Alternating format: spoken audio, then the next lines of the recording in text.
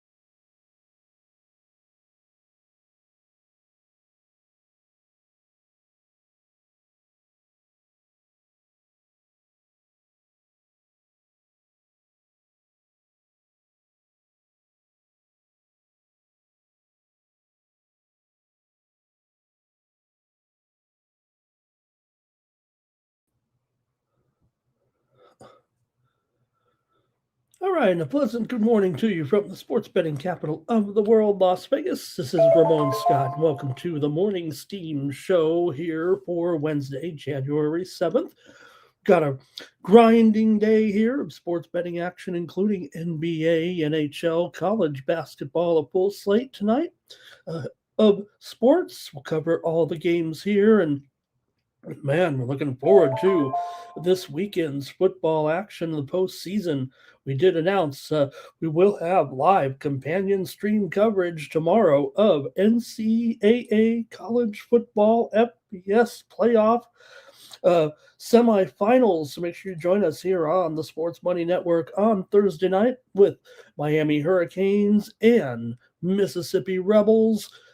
In the first semifinal, Miami's a 3.5-point favorite, 52.5 there, as the teams meet in the national semifinals tomorrow, and we'll be here live for the coverage of that game from the Fiesta Bowl in Glendale, Arizona, with Miami a 3-point favorite, total 51.5. Make sure you're joining us here on the Sports Money Network tomorrow night for our coverage here on the national semifinals here for Thursday. All right, good to see everybody here in the chat. We'll get rolling with the show here today right now. We'll preview our just like I said, our NBA, our NHL. We had some winners here yesterday for sure on the show, and we can recap those right away. It was an exciting day of hockey for sure. And NBA, we did bring you home some winners here on the morning steam yesterday, including San Antonio and Memphis game to go under. We had the Lakers here yesterday. We had the Sacramento Kings as well for a winner. Also in hockey, brought you several winners on the show, including the Philadelphia Flyers over Anaheim. We had them here. We had the Sabres on the puck line yesterday. Also brought you home a winner with the Carolina Hurricanes over the Dallas Stars. We had the Islanders. How many winners did we have? We had the Islanders over the Devils. We had the Maple Leafs. They just kept coming. Golden Knights and Jets game to go over. That was a winner here on the show as well. And we did have the San Jose Sharks there. So that was a pretty good day for a 10-game card. Definitely had some winners on that one. Hey, there's some steam coming out right now to get us started today, but it's in the game between Illinois State and Valparaiso. That'll get us started. We're going to have a lot of steam here, I have a feeling, because of the big college card. So settle in, stay tuned, get your pens, pencils, and rotation orders ready. Illinois State and Valpo, we have some steam here to the over in that one. with the Redbirds and Valpo. It was 137. We're up to 138.5 right now with Illinois State and Valpo getting us started here on the morning steam. Also, just as we were coming on the air, the Philadelphia 76ers getting steamed in their game. Wow, against the Wizards. We'll take a look at that one here shortly. Man, this thing was 11 there on the openers there overnight at least, and now this thing's up to 13 now, maybe 13 and a half with the Sixers and the Wizards, who've been doing a decent job covering some numbers here. So also Furman and Chattanooga took some steam just as I was trying to prepare to get on the air here. That's in the early game at 5 Eastern and noon and 2 p.m. Pacific time. Some steam on the over there in that one at 145. It's up to 147 right now with Furman and Chattanooga. Some steam to the over there. All right, we're ready to see who's here in the chat and get us started today. And let's see who's here. Thank you for joining me on the morning steam, Nick Handy. Thank you for being here today. Appreciate you very much. Cash Kane is here. Good morning. Bobby Mack is here as well. And Andrew K is ready to roll with us today. Greg Gibson, talk about 9 goals in that game there yesterday. And Spurs couldn't beat Utah, and Memphis was money, says Greg. And Andrew K here had a under there in that Duke-Louisville game. Steve Leptarian is here as well. Greg says Florida did smack them around, smacked Georgia in that game, got the money. And Jake Parma's here, M the Great as well. And Bobby Mack is ready for the soccer action today. Man, this soccer card today, huge Premier League card in prime time here, prime time there, night games over there, of course, for our Wednesday card. 8 games in the Premier League today, 5 in Serie A, so could be a good afternoon of soccer action. And Greg says it'll be Miami and Indiana in the football championship. Terrell says he had the Aztecs for his premium play yesterday. The Aztecs getting it done. I'm critical right now of San Diego State. Kind of maybe a typical San Diego State start, but well, they're 4-0 for the first time in conference play in 3 seasons, I think, 4 seasons maybe. So, they're beating their conference opposition, as weak as it may be. Play. Here's some steam coming in right now on a game we're going to preview, I think, today here, Alabama and Vandy. Here's some steam to the over. In this one, it was 178. We're up to 180 here, doing it a complete 180. And the steam is coming in on the over here with Alabama and Vandy. Ooh, wow. Up to 180 there in that one. And then just moments ago before that, Murray State and Evansville. Some steam to the under in that game with Murray State and Evansville. The Racers here, it was 157. Man, this thing is all the way down here to 154. It looks like a 3-point move there to the under, Murray State and Evansville. Stand by.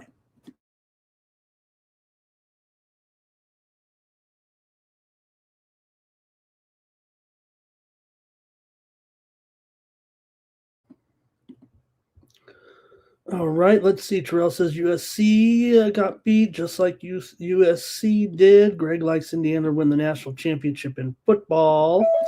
And Greg says Greg says Boozer is the best. All right, let's get ready to go here with our show today. Remember, you can get more picks from me over at winnable.com/Ramon. I'm going to hopefully give you some winners here right now on the show as we get started here today. Someone at the end of this show is going to win 1 month of free picks over at winnable.com, just like Greg did yesterday. So join us over at winnable.com/Ramon and get my extra picks, my extra content here today. And hopefully we'll give you some big winners here now in just a moment. But you can subscribe over at winnable.com and use the promo code STEAM to save 20% It comes out to about 16. What did we say? 17.35, I guess it said there. Maybe I've been quoting it wrong. Nonetheless, it's about 42 cents a day when you subscribe over at winnable.com and get extra content from me each day. Send those out usually 30 to 60 minutes before game time, sometimes overnight. I waited today after we couldn't quite get it done there yesterday with all the picks over at winnable.com. We did hit both of our NHL premium picks, Canucks and Sabres over and Predators and Oilers over. We also had some college basketball winners yesterday over at Winnable, including Penn State and Michigan under and Auburn and Texas A&M over. So make sure you're joining me there. Also, we hit our two of our three soccer premiums with what do we have in there? That crazy game with that Congo goal and then the over in Sassuolo and Juventus yesterday. So please consider joining me over at winnable.com. All right, we got a busy card for sure, a hefty card, and I've put a few extra college basketball games in today. I mean, we have obviously a big NBA, but also I've decided to take a look at several games here in college basketball today to entertain us. And then we have just a 5-game NHL card here for the action on Wednesday. Let's get started. Whoops. Oh, give me one moment here and we'll get going. All right, there we go. Hope I have the notes here.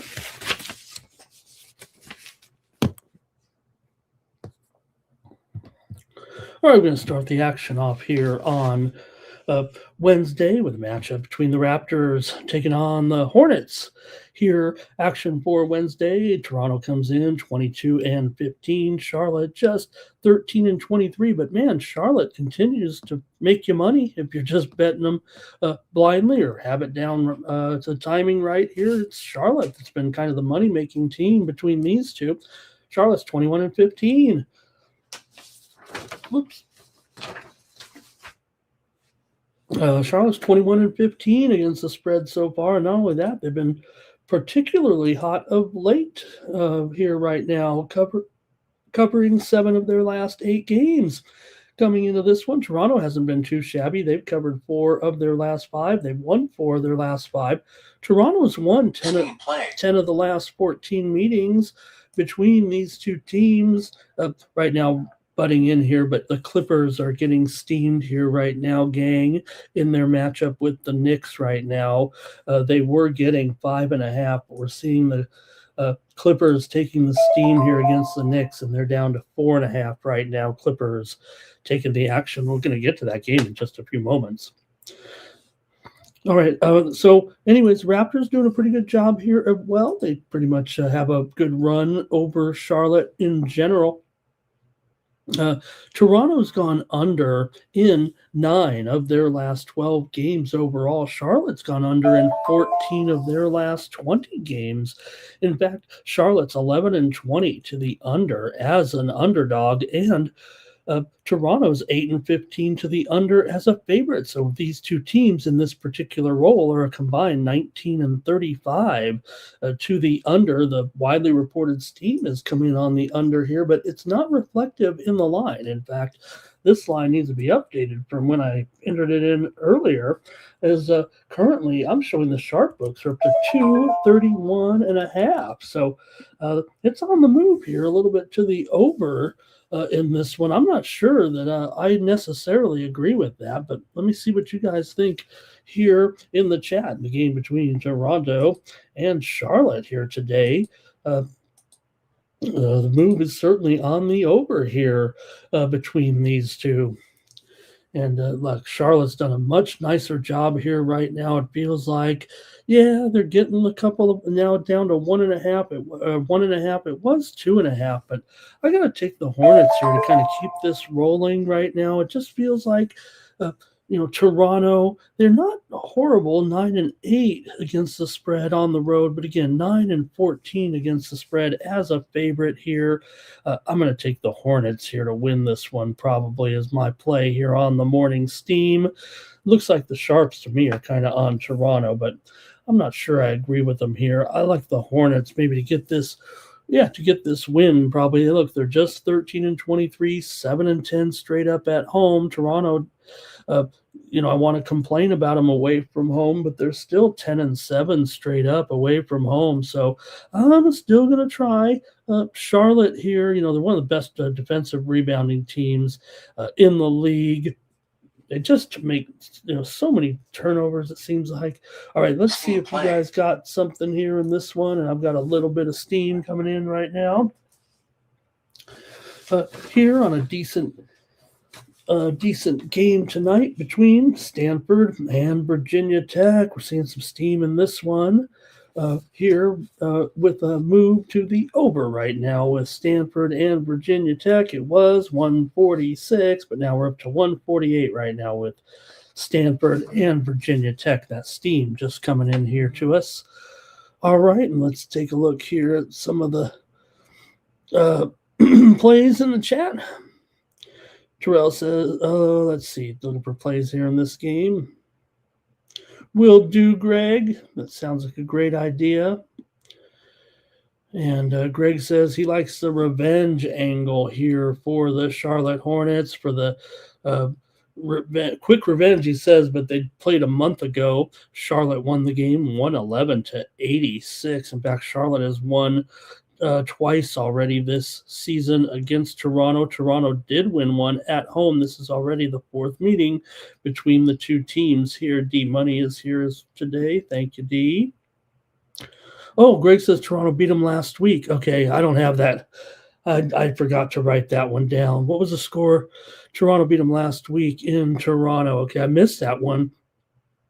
I missed that one, actually. I know they played, it says here in my notes, they played back on December the 5th, but I don't know what the score of this one was. I don't have it. Toronto beat them last week in Toronto, so he's taking the Charlotte money line. Thank you, Greg. All right, yeah, they beat the Thunder, so they should beat Toronto. The markets have opened here, and we're taking a little bit of a tumble early on, giving back some of the gains from yesterday. Bobby Mack is liking the under here. Terrell says it'll be a letdown for Charlotte after beating Oklahoma City. No doubt about it. They talked about that. Man, it's only a spread thing, so I don't know if it was like mainstream news, but what did they say? It was the biggest margin of victory for an underdog comparatively to the spread, right? You had a 15.5-point spread. Charlotte won it by 27, so it was like 42.5, and that just doesn't happen very often, right? All right, and let's see what else we got here. Greg says he's talking about some college games there. Robert here is on the Raptors money line. All right, I'll take the Hornets here. There's no doubt the Sharps, like Robert, they're on the Raptors here, but I'm gonna try these Hornets at home right now. I think they're playing a little bit better here late. Toronto is playing pretty darn well. Let's face it. They've been covering. They've won 2 in a row. They've definitely covered some games here against Golden State, Orlando, and the back-to-back home games against Atlanta. So, all right. Bars on the Raptors as well. Okay, I'm on the other end of this one from the chat. That's for sure. I better move on. Oh, we got a little steam play coming in here real quick. It's on. Man, good games here. Indiana and Maryland. We're seeing some steam to the under in this one with IU and the Terps. It was 148.5. We're down to 147 or lower here right now with Indiana and Maryland. The game is on the move right now to the unders. Steam is coming in here on the Morning Steam Show. Right next up, we got the Bulls here on the road taking on the Pistons. Pistons favored here by 11.5. Oh, it's up from that number there on the screen, that's for sure. Well, we can call it 11, I guess, but it's at least 11, not 10.5.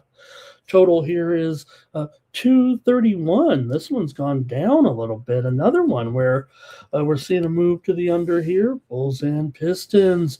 Pistons have won. Hey, they've won 2 in a row again, heating back up after a couple losses there last week to the Clippers and to Miami. They knocked off Cleveland. They knocked off the Knicks. So Detroit back on a pretty good run here right now. They are 10-7 at home against the spread so far this season, but you're up against one of the best underdog teams in the league, in the Chicago Bulls. Say what you will about the Bulls, and their up and down streaks, and they've lost 2 in a row here again now to Charlotte and to Boston.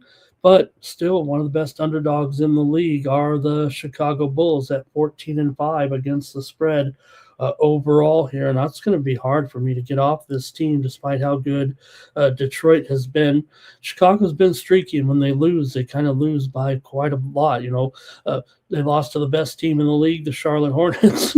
I say that right. Look, Charlotte, nothing special against the Bulls, right? But still, they beat the Bulls by 13 before they whipped up on Oklahoma State. So watch out.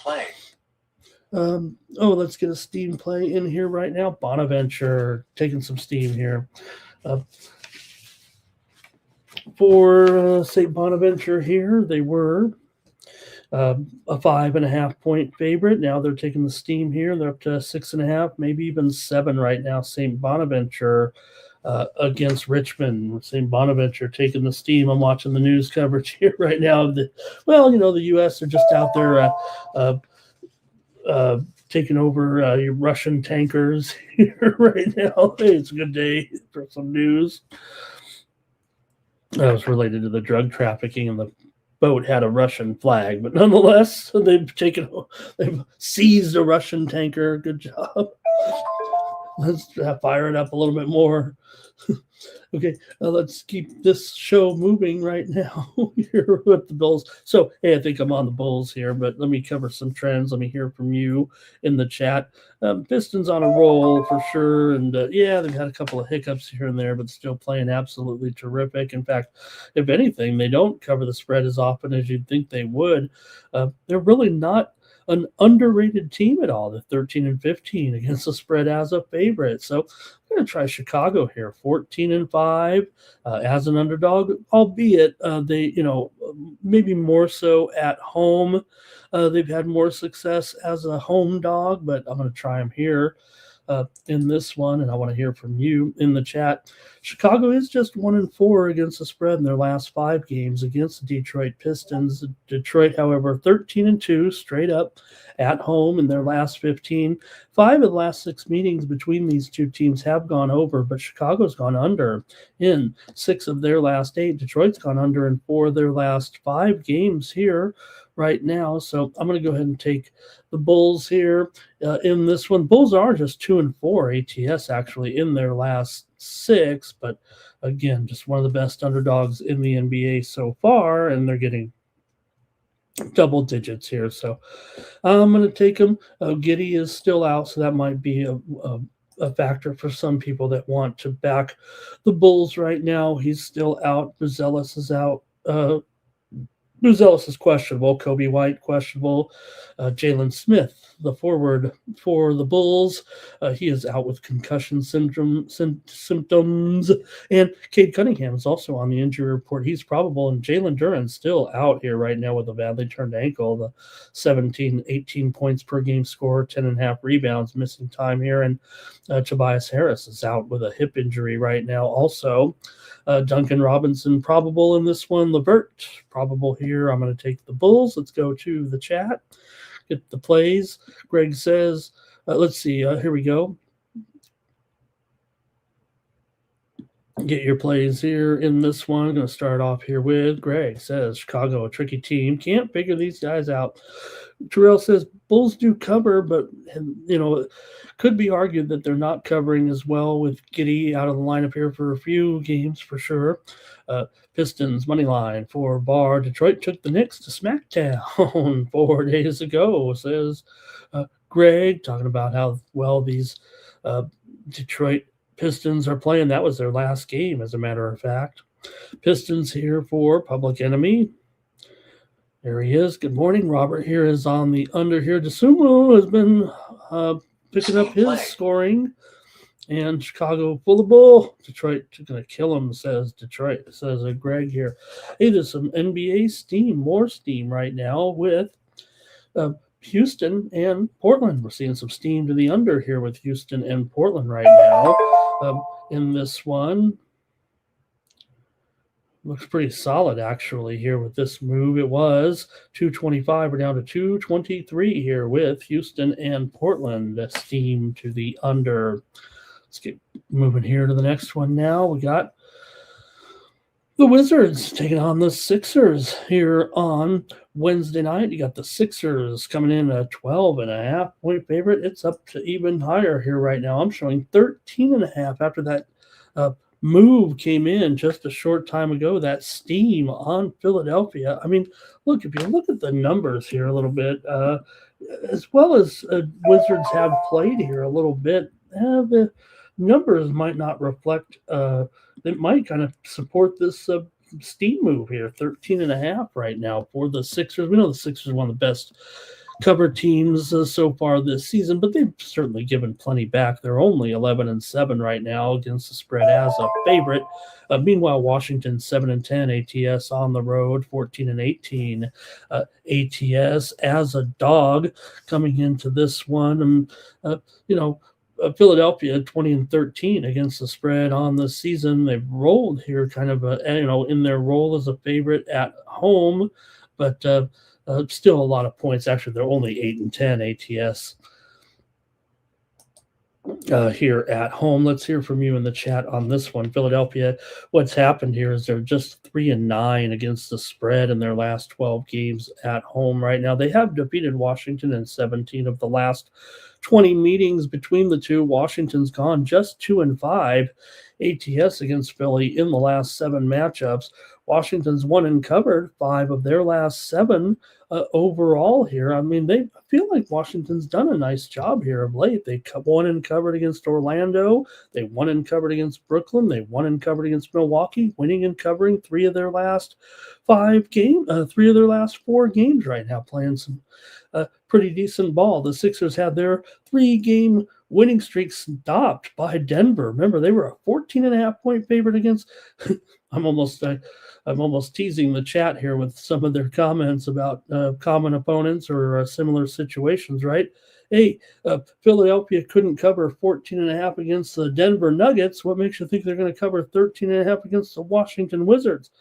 Denver won that game 125-124 as a 14.5-point dog. So, look, you don't want to. I'm not comparing Washington and Denver. In fact, I'm kind of teasing the chat a little bit with the way we make our conclusions sometimes. But as a big favorite, no doubt, the Sixers did not have a good night in that game and lost to the shorthanded Denver Nuggets in that game. But Philadelphia did win a meeting here in Philly just about a month ago. Philly won at 121-102 in that one. Philly's had their number in each of the last 2 games. So let's see what you have here. Can you make a case for Washington in this one, or is it Philly to roll? Washington's gone under in 5 of their last 6 games. Philadelphia and Washington have gone over in 9 of their last 13. Man, this one certainly has a good chance, I think, even with this high number, to be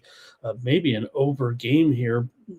The teams aren't necessarily trending big time to the over, that's for sure. In fact, it's kind of more neutral, but the head-to-head matchups would suggest an over here right now. So let's see what you have in the chat. This big number, Wizards are doing much better, but going to be an underdog here in this one. Pretty big underdog for this Washington team. Been playing pretty well. Keyshawn George is out of this game. Kispert is probable here. Watford for Philly, questionable. Oubre, questionable. Embiid, also questionable here. Let's go to the chat. It's going to be VAR, says, take the Wizards here. And Greg says the Wizards are tired. Philly's coming in off of a loss to Denver. 125 to 110. He's got Philly to win this one by 15 points. A good point there, but Washington is really the team off the back-to-back. Well, that's what he said. Washington is tired. Yeah, they played Orlando yesterday and got that win, albeit at home. It's not a far trip, certainly. Public Enemy likes the Sixers to blow them away as well. Robert is on the under here, and Greg says the Wizards are a perfect spot to get blown out here. Raptors money. Hey, want to say hello to Speak It by Faith. Thank you for joining us here. Speak It by Faith, first-time commenter, likes the Raptors on the money line in that game against the Hornets. No, we already cut past that game up, but Speak It by Faith might be a little behind us, but for a first-time commenter, want to get them in there and say hello and thank you. Fernando says, man, you guys do not like the Wizards' chances here. Speak It by Faith. Oh, there we go. Shout out, Alan. Shout out the answer here. I got to take Iverson for at least 8 assists in this game. All right, I'm going with the Wizards, you guys. Hey, if you guys get this one right, then maybe they will. I mean, look, I know the Wizards are not very good. I just think they happen to be playing their best basketball. Philadelphia is definitely not a great cover here of late. After we said they were kind of drubbing teams early on, they're just 3-9 ATS at home, last 12. Give me the Wizards here. I do not think Philadelphia is a great team here at this point. Wizards are bad. I know that. All right. Let's go here to our next one right now and take a look at. Hey, here's the boy. This would have been the game of the night if we had full health here in this one. But still, you have a Denver team coming in a half a game better than Boston, actually, at 24-12. Boston comes in 23-12. Boston's won 4 straight games, and it's been even more successful than that. They're one of the best teams right now in the league over the last couple of weeks. Here, all of a sudden, it was a slow start for Boston, and hey, look, they still missing their overall superstar this season, but does feel like they're starting to piece it together here a little bit. And I think I might have the order of the games out of order here a little bit. Oh, no, this one does start at, I got it right? This one does start at 7:10 Eastern, 4:10 Pacific here. This is the ESPN game, so they got a time change. I'm right. Just my sheet here is a little wrong, or out of order, because this is a time change game here with the Celtics favored in this one by 9.5 and 232. Man, the Celtics have been a strong cover as well this season. 21-14 now ATS, 13-10 ATS is a favorite, but Denver has been a terrific underdog. Now, some of it has been with Nikola Jokic, some of it hasn't. They're 6-2 ATS as an underdog, 12-9 against the spread on the road. So the Nuggets have kind of embraced the role here. Still, Boston on a pretty solid run here of late as a team that, making up for lost time. They've won 8 of their last 9. They've covered 5 of their last 6. They've also won 7 of their last 8 at home. Denver's lost 8 of the last 11 meetings to Boston, going just 4-8 against the spread against the Celtics in their last 12 games. Denver's dropped 4 of their last 6.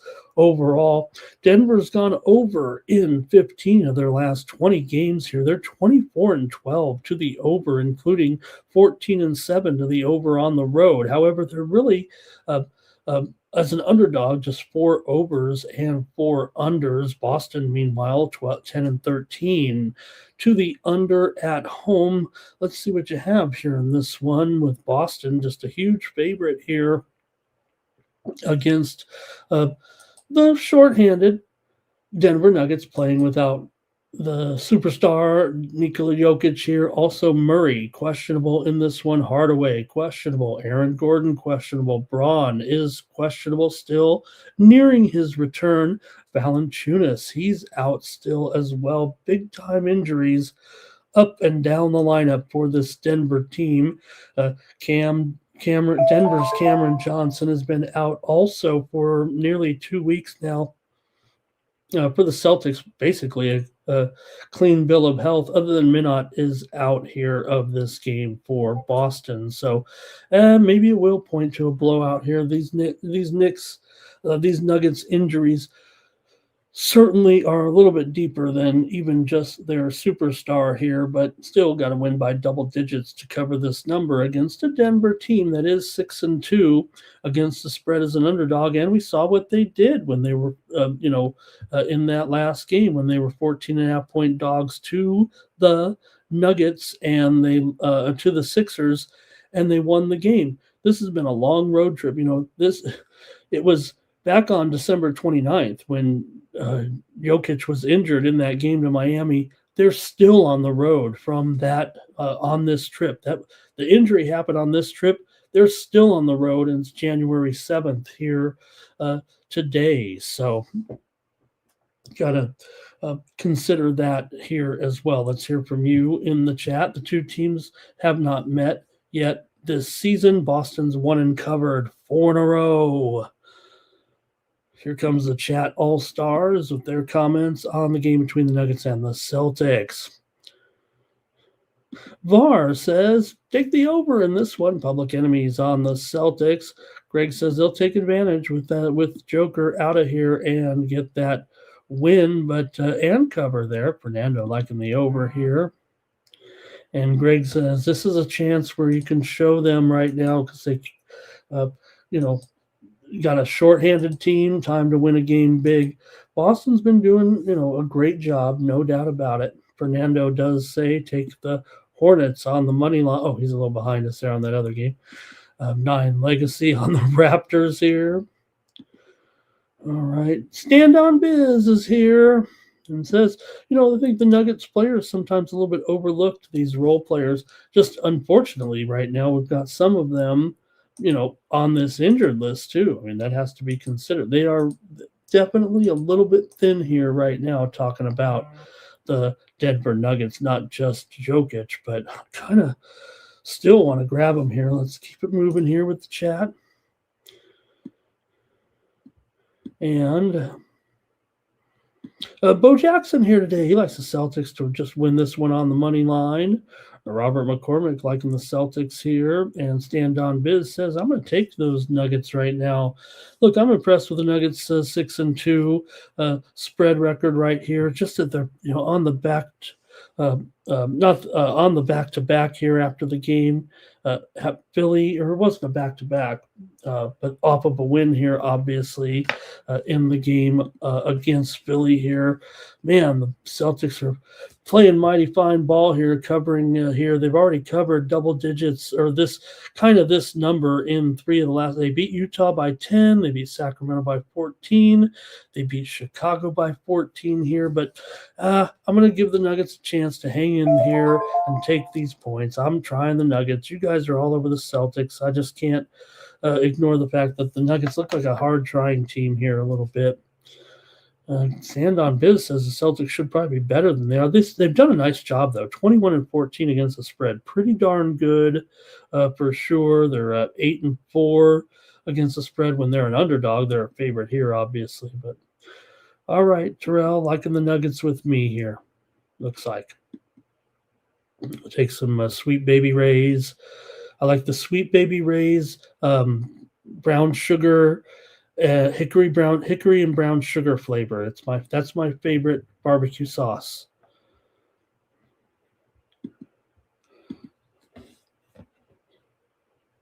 Next up, the Clippers are on the road, taking on the Knicks here on Wednesday. You got the Knicks favored. We just said that steam came in just a few moments ago. In fact, I do want to mention also just a minute ago on that Celtics game, the total is kind of moving higher here, it looks like. Or let's see. Let's just talk about the Clippers and the Knicks here. This one is Knicks by 4.5. Total here, 224.5, with the Knicks coming in a 4-game losing streak right now. Knicks here with consecutive losses to San Antonio, Atlanta, Philadelphia, and Detroit. They're in a little bit of a funk. Does happen to coincide with the loss of Josh Hart here, who's been out since December 27th. So, yeah, a little bit of a losing streak with him out of the lineup. They've gone 1-4 straight up without Hart here. Just a glue player, it feels like, for sure here. For the Clippers, James Harden, questionable in this one. That's the major injury to wonder about. Clippers continue to play well here. Yes, they lost that game to Boston by 31 points to snap their long winning streak where they had won and covered by double digits, some as many as 20 points for, was it 5 or 6 consecutive games, but they did bounce back from the loss to Boston with a win against Golden State as a 3.5 point underdog at home in that game where uh, uh, Kerr flipped his lid there a little bit. So let's see what you got here in this one with the Clips on the road taking on the Knicks. Clippers doing a good job and the Knicks are struggling. So is it enough to maybe get you on the Clippers here? The Knicks are still 14-6 against the spread at home right now, one of the best home spread records. Clippers not a bad road dog, 10-8 ATS. But right now the Knicks, these numbers are it's not just a 4-game losing streak right now for the Knicks. It's more than that. The Knicks right here are pretty bad numbers actually here of late. They've gone just 1-10 against the spread in their last 11 games right now, 0-5 against the spread in their last 5 games at home. Meanwhile, the Clippers have gone 7-1 straight up and ATS in their last 8 games. They've also covered 5 of the last 6 games against the Knicks in this head-to-head matchup. Clippers have gone under in 4 of their last 6 games, but they are 10-8 to the over as a dog. Meanwhile, the Knicks have gone over in 5 of their last 7. They're 12-8 to the over at home this season. I'd think there'd be some points here in this one, total of 224.5. So let's hear what you guys have to say in this one. I mean, the numbers, the trends all point to the Clippers, but the action's been on the Clippers. The spread might be getting low enough to get you back involved with the Knicks here. Can they shed that rough streak that they're currently on right now? And let's see what you got in the chat. It's going to be here. Greg says the Knicks coming off of that loss there, 115 to 110. Knickers coming off of a loss. I don't know what that means there. Oh, Knicks coming off a loss. He likes it 115 to 110. Gotcha. All right. Kawhi keeps him in the game close. Win for the Knicks, as Grego says. Steam play. I knew it. Okay. Right now, the total is moving here in this game. Right now, the Steam just came in here in this one on the total here. Let me get this going here for you guys. Also, let me cover one in college. You heard it go off twice. Right now, Virginia Commonwealth is getting steamed in their game. Full disclosure, this is my pick coming up. We're previewing this game. I like Virginia Commonwealth here over St. Louis. They own this team pretty much, and the steam's coming in. I like Virginia Commonwealth. It might be too late, but they're up to a 3.5 or 4 point favorite right now against St. Louis. I like VCU in this game. It's in the preview. Got it marked right here, VCU as my play, and taking VCU, and the steam's coming in on VCU. Steam play. Also, just seconds ago, Indiana, I'll get to this Clippers totals move right now too, but Indiana just got steamed in their matchup here against Maryland. Indiana taking the steam right now. They were a -6.5 point favorite. They're up to 7.5, maybe even 8 here with Indiana taking the steam. Okay, the Clippers game, the one we're talking about right now, is getting steamed big time to the under. It's down to 222 here at a lot of spots. I don't think that's the right direction, but the sharps are coming in. The steam's coming in on the under in this game right now between the Knicks and the Clippers, gang. Let's see what you got in the chat, but that is a fact. Take a look at all the books right now. It was 224, maybe even 225. We are down to 222, 222.5 right now with the Clippers and the Knicks. Stand on Biz says Kawhi might have a big game here tonight. Robert's on the Clippers. Andrews on the Clippers. And Andrew says that Knicks, without Hart and without Shamet, he's been out even longer. Greg here says he likes right there on the spread, it looks like. He gave us 115 to 110 there, all right? Andrew liking the Clippers here. the scissors for the Clippers. Let's see, Celtics here on the special uniform night. And let's see here. Andrew says right there, the total's crashing down, wasn't it? For sure, yep. Knicks are reeling. Got to take the Clippers to cover, I think, says Terrell. Clippers will want to play slow here. That's what they do. The Clippers are not that total under team that they have been, in the last couple of years. I think it's reflective, though. I think the totals are lower, right, in their games. So, all right, I'm going to go ahead and try the Clippers here in this one against the Knicks right now. Clippers are obviously playing a lot better. We'll see. I have a feeling that it might be one of those, if they don't cover this spread, they might get blown out, but that's a bad attitude by me. Clippers obviously have turned it around big time here of late. No doubt Knicks still 14-6 against the spread at home, one of the best records in the league at home still.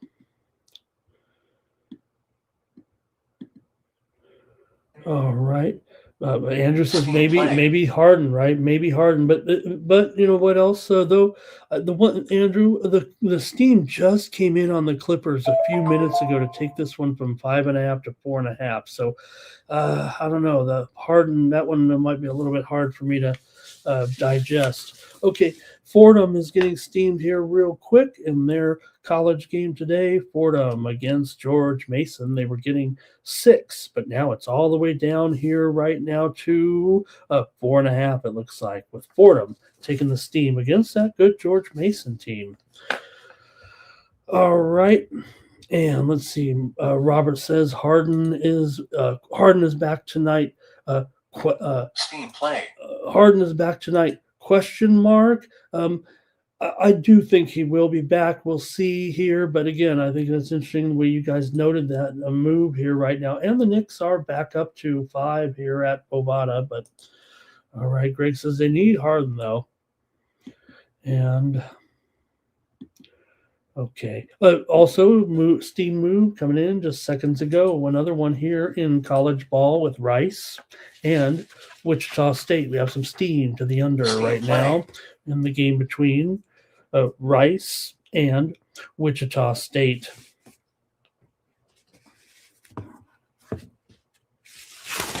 See if I can't get the move right here in this one. Rice and Wichita State. That steam has just come in on the under here in that one. It was 141. We're down to 139.5 here. Also, Northern Iowa just took the steam just seconds ago in their matchup with Belmont. And Northern Iowa taking that steam right now. They were a 1.5 point favorite. They're up to 2.5, maybe even 3 here. Northern Iowa taking the steam right now here on the Morning Steam Show. Public Enemies liking the Clippers. Andrew says, gosh, that number keeps going down. Ramon, you sure Kawhi might be playing? All right, next up here in the NBA, let's get to it. And hey, great point right there. That's some serious steam, Andrew. Hey, that's why you're with me here on the Morning Steam Show, giving you these live line moves. This is a show the bookmakers watch right here on the Sports Money Network. Let's keep it going right now and go to the Magic taking on the Nets here tonight. We got the Maj on the road. They're favored by 1.5, and a little bit of a move here to the Brooklyn Nets for sure, down to 1.5. Total here 222 or so. Here comes our latest college steam move. It's on Rhode Island here in their matchup with LaSalle. Rhode Island's taking that steam, man. LaSalle usually dominates Rhode Island, but it was 9.5. We're up to 10.5, maybe even 11 here right now with Rhode Island taking that steam against LaSalle. Got to continue on here with the NBA right now with the Magic favored on the road here, a 1.5 over the Nets. Not the best game of the night, but You do have a Magic team here, struggling to the number for sure. They're 10-17 as a favorite this year, 7-12 against the spread on the road. They're also struggling here now of late. Magic have kind of taken a tumble here. They've failed to cover in 4 of their last 5 games, but they do own the Brooklyn Nets. They've covered 7. They've won 7 straight games against Brooklyn and gone 5-2 ATS overall against the Nets. Brooklyn, however, has won 7 of the last 10 games at home against Orlando. So it is kind of a home-dominated series. In fact, if you'll think about that, right, where are the 3 losses? That's how long ago it was, actually. Orlando won the only meeting this year, 105-98. They didn't cover 14.5. They met last December. Orlando won 102-101, but didn't cover the spread. So you can see there's the 2. There should be one more here. Let's see. Yeah, Brooklyn at Brooklyn last year, 100-92. Orlando won. And so all those games were there. You see Brooklyn 123, 100. Now I'm going back too far probably. Let me just get the overall general tale of the tape here with these 2. Orlando's failed to cover 4 of their last 5 games. Orlando's gone under in 6 of their last 9 overall. Brooklyn's 14-18 to the under as a dog. Orlando's 12-15 to the under here as a favorite. So look, Brooklyn fares well at home against this team. And but Orlando has won the last 7 meetings between the 2, so it just goes to show you here that those last couple of meetings were Orlando's, but Brooklyn kind of owned them before that. Brooklyn's gone under in 10 of their last 13 games at home. 6 of the last 9 meetings between the 2 have gone over, but Brooklyn's been a pretty solid under here of late, and Orlando's gone under in 6 of their last 9. I think that total looks a little high to me, even with a modest 222 number there. Brooklyn's 7-11 to the under at home. Let's see what you have. This one feels like a tough one to me. And so let's go with your pick here in this one between Orlando and Brooklyn in the chat. Let's see what you have. I'm going to start it off here with Steam Play. The Magic for Public Enemy. Bo Jackson's on the Magic. Greg says he's willing to take. He says 112-102 Magic. They can't lose 2 in a row to these guys. Yeah, well, I have Orlando winning the last game between the 2 back in November. Orlando won. I have it 105-98, so I'm not sure there what Greg is saying. Maybe I'm misreading that. Barr's got the Magic on the money line. And Terrell says, yeah, the Magic, they are coming off the back-to-back. They lost at Washington yesterday, 120-112. Didn't get the money there in that one. Brooklyn's had a few days off here. Brooklyn money line there for Greg. Greg says, yeah, don't forget Brooklyn just beat Denver, right? Man, that was a great win there for Brooklyn there. Robert liking the under here in this one. I think that's what I'll do. Let me take the under here with Robert. I'm going to take the under here at 222. Steam Play. All right. Hey, we've had some more steam. Man, rolling in. Man, here it comes. Bunch of college steam to go over here real quick. How about Florida International and Jacksonville State? We're seeing some move here to the over in this one. Oh, man, these 2 teams have been going over big time this year, right? Florida International and Jacksonville State moved to the over here. It was 148. We're up to 149.5 or 150 here maybe with Florida International and Jacksonville State. That's okay. We're already at $500 down over here on the stock market, so we better pick up some winners here today and get it going. So Arizona State took some steam here in their matchup with BYU. Arizona State was an 18-point dog. Looks like they're down to about 16.5 here right now. ASU taking the steam. Also seconds ago, Bradley taking the steam here in their matchup. The Braves are taking that steam. They were laying 6, and now they're up 2. It looks like here, -7, maybe even 7.5. Bradley taking the steam here on the morning steam show, and also Southern Illinois is taking the steam right now. Southern Illinois, a road favorite here against Illinois Chicago. Southern Illinois was a 2.5-point favorite. They're up to 3.5, maybe even 4 here right now with Southern Illinois taking the steam against Loyola Chicago. Few more moves. Hey, expect more here right now in the next couple of minutes for sure on this busy Wednesday college card. All right, I think we knocked that one out of the way. Let's keep it moving here. Let me see. Well, we might have a few more plays here. Here's Paulo to go over Brooklyn Nets on the spread there. And Fernando says Magic team total under. Trevor says Magic good at bouncing back off of a loss. No doubt about it. And they continue that pattern here right now. Win, loss, win, loss. Greg says there's a lot of steam going on this morning. No doubt about it. We're going to get more here any second. So stay tuned here on the morning steam. But let's keep previewing our NBA games right now with.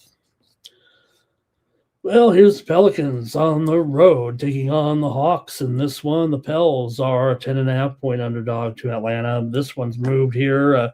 Was a 9 overnight, but a 1.5-point move on Atlanta here against these struggling Pelicans right now. Total 346. So let's see.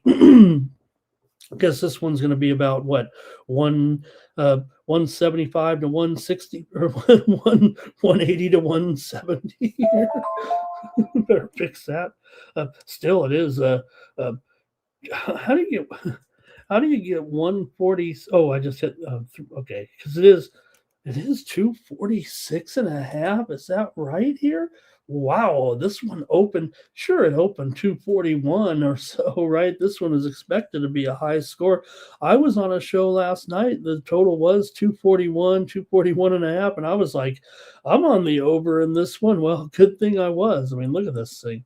246.5 now between New Orleans and Atlanta. Is Trae Young back? I don't think so.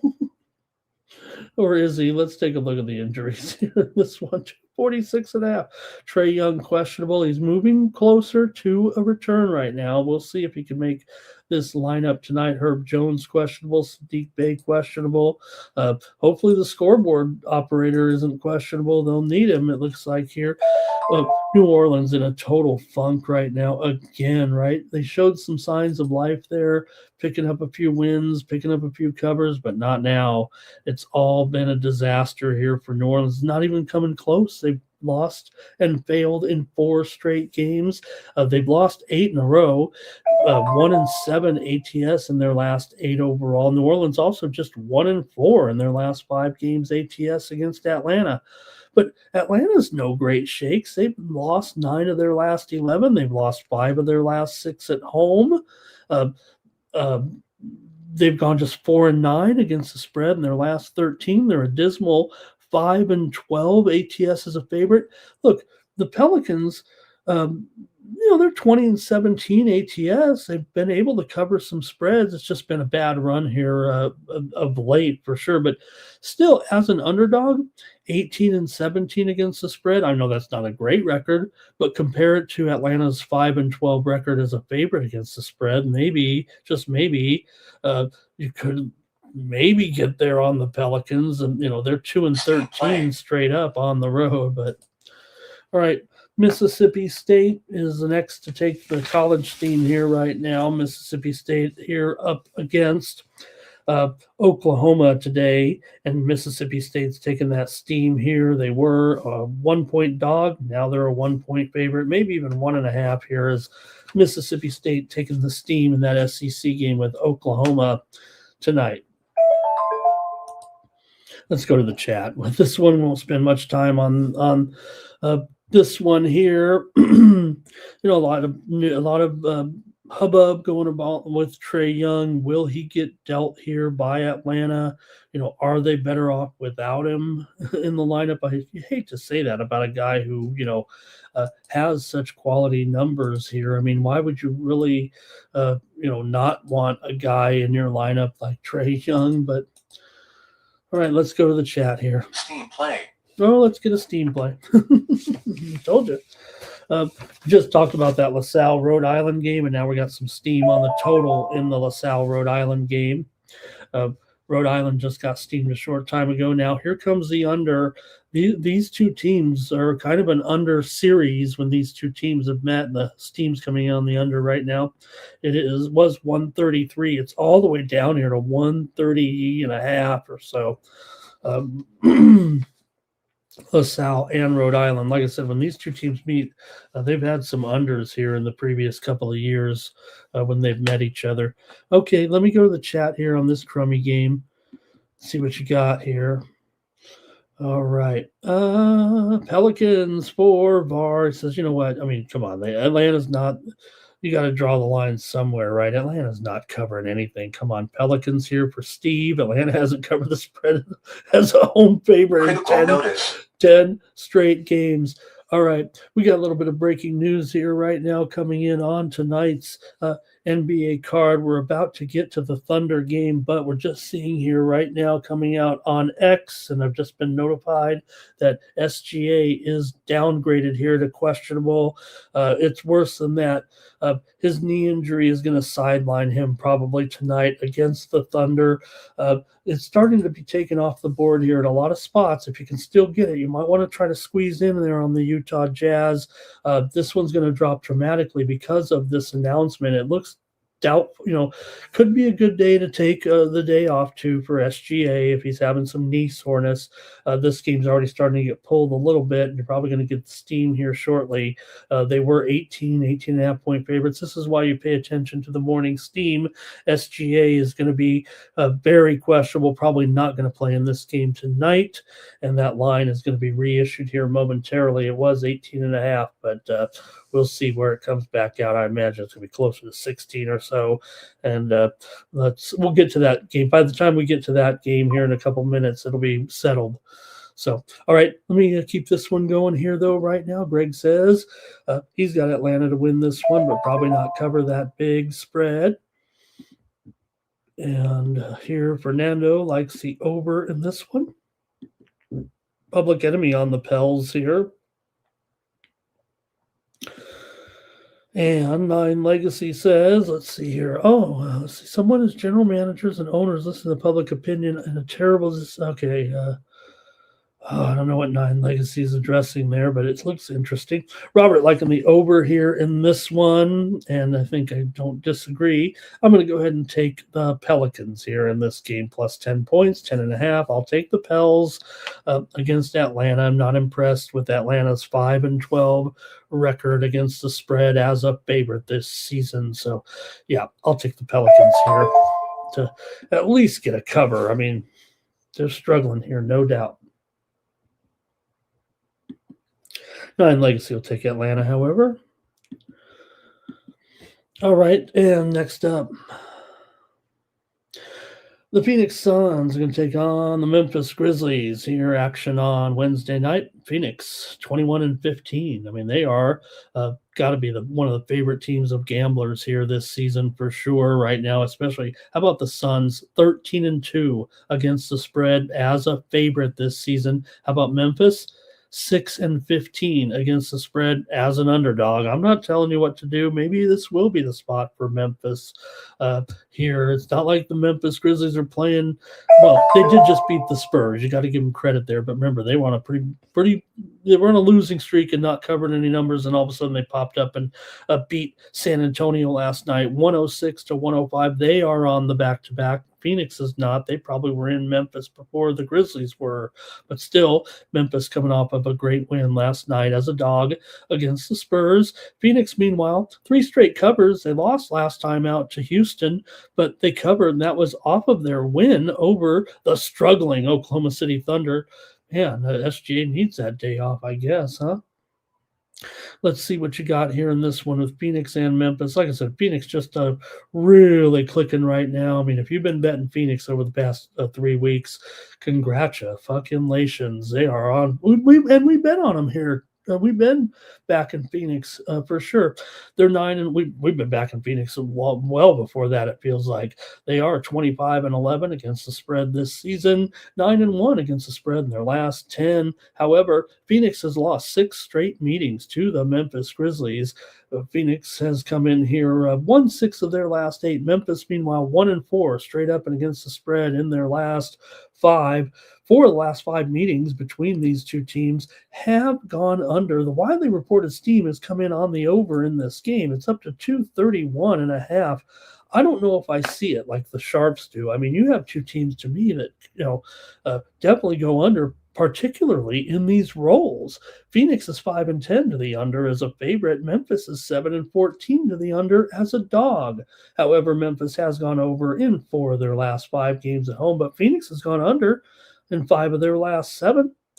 Let's see what you got here. I mean, maybe this is a tricky game because Phoenix on the road here being favored. They're 12-7 against the spread on the road. They've been a road favorite a few times and done well in that role.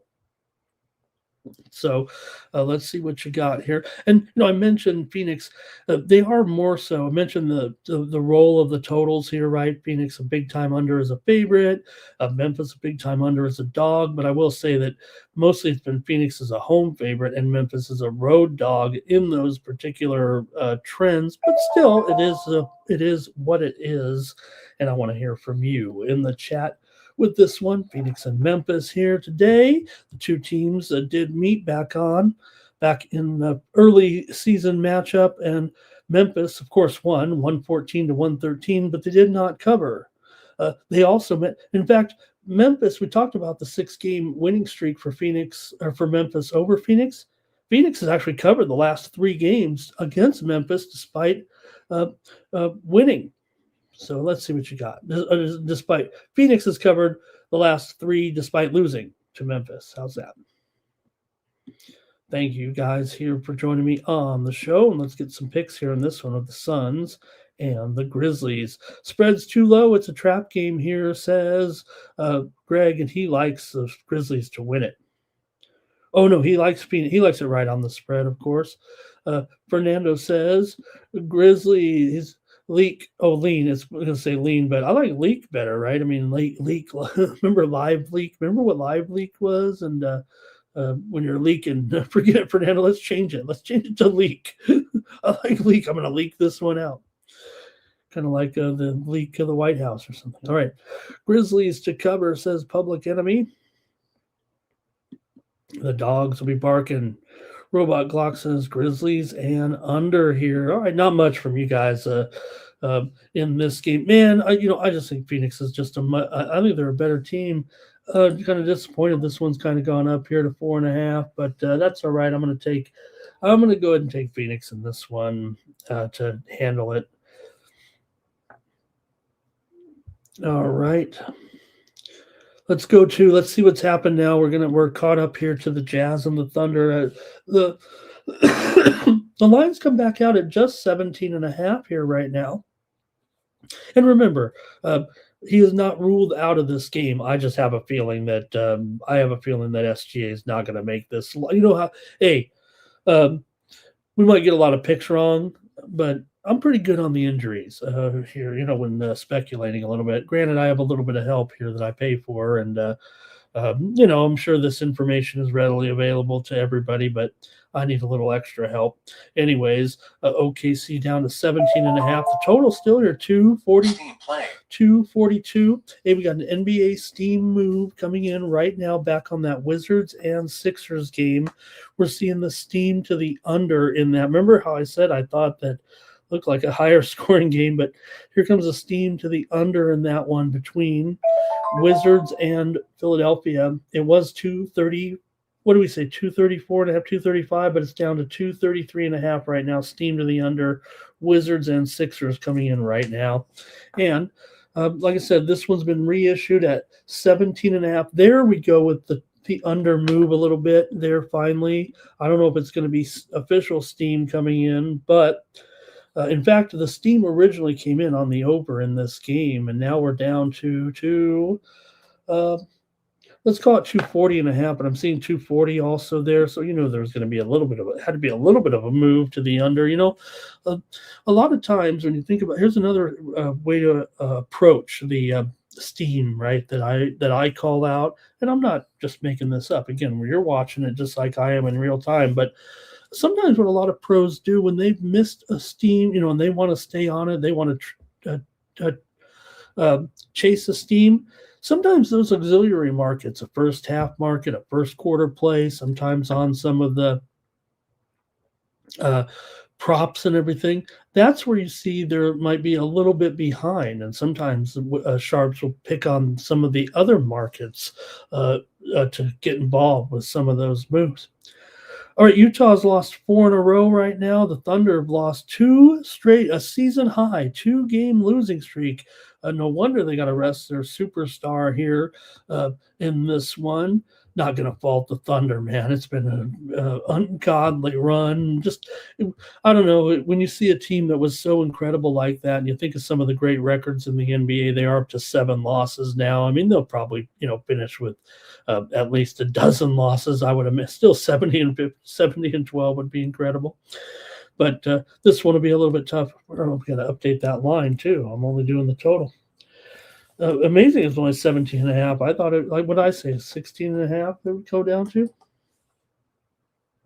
But again, with him just still downgraded here to questionable, you wonder here. There are some other injuries I could tell you about as well in this one, including forward Jalen Williams. He's out of this game. Caruso is out as well. Hartenstein's still out right now. Uzumane Dang is out for the Jazz here. Ace Bailey questionable here.